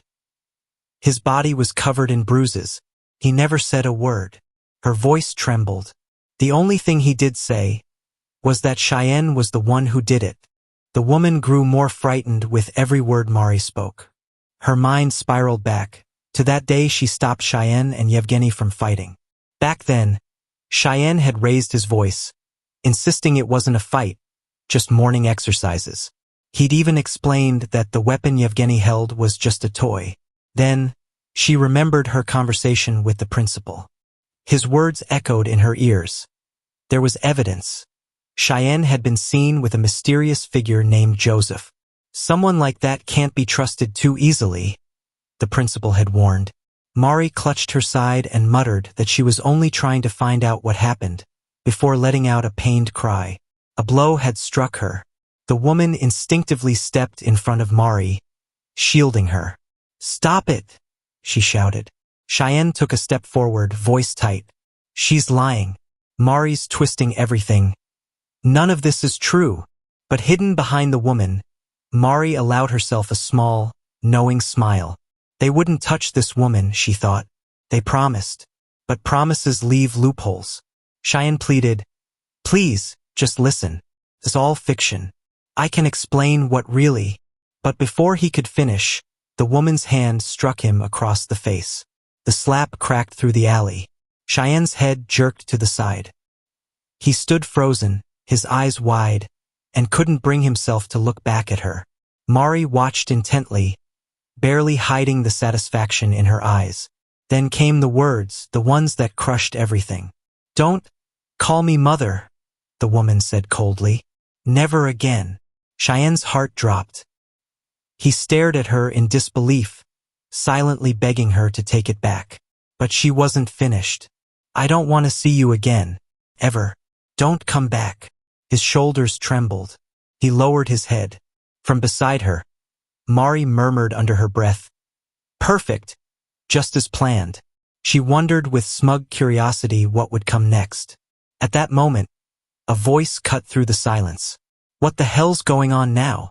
Rachel had arrived, her appearance different than usual, as if she had taken on a new persona for this moment.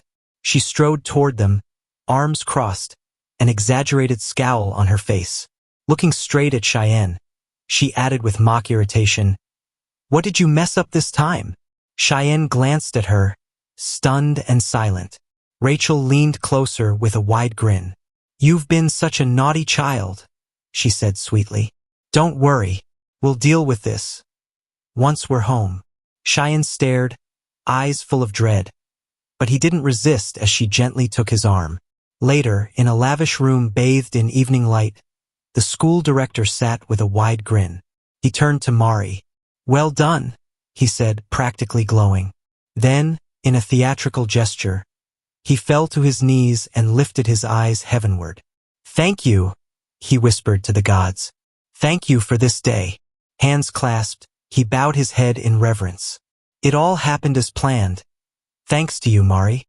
Mari, perched comfortably, kicked her feet playfully in the air. She tucked a strand of hair behind her ear and smiled modestly. "I was only following your orders," she said. The director nodded enthusiastically. "And you executed them like the mansion of the dead's best strategist." She gave him a sidelong glance. "You're exaggerating."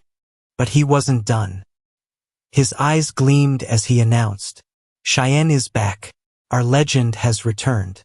This is the legacy of the mansion of the dead." Mari paused, her playful expression slipping. The director's voice sharpened. "Return now, Mari. You understand, don't you?"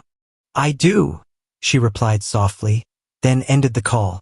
Meanwhile, Cheyenne sat at a table, drenched in sweat. Rachel sat opposite him, grinning as she pushed another dish forward. "Well?" she asked. "Do you like it?" Cheyenne frowned, spoon halfway to his mouth. He forced down the bite and groaned. "You've got to be kidding. This tastes awful."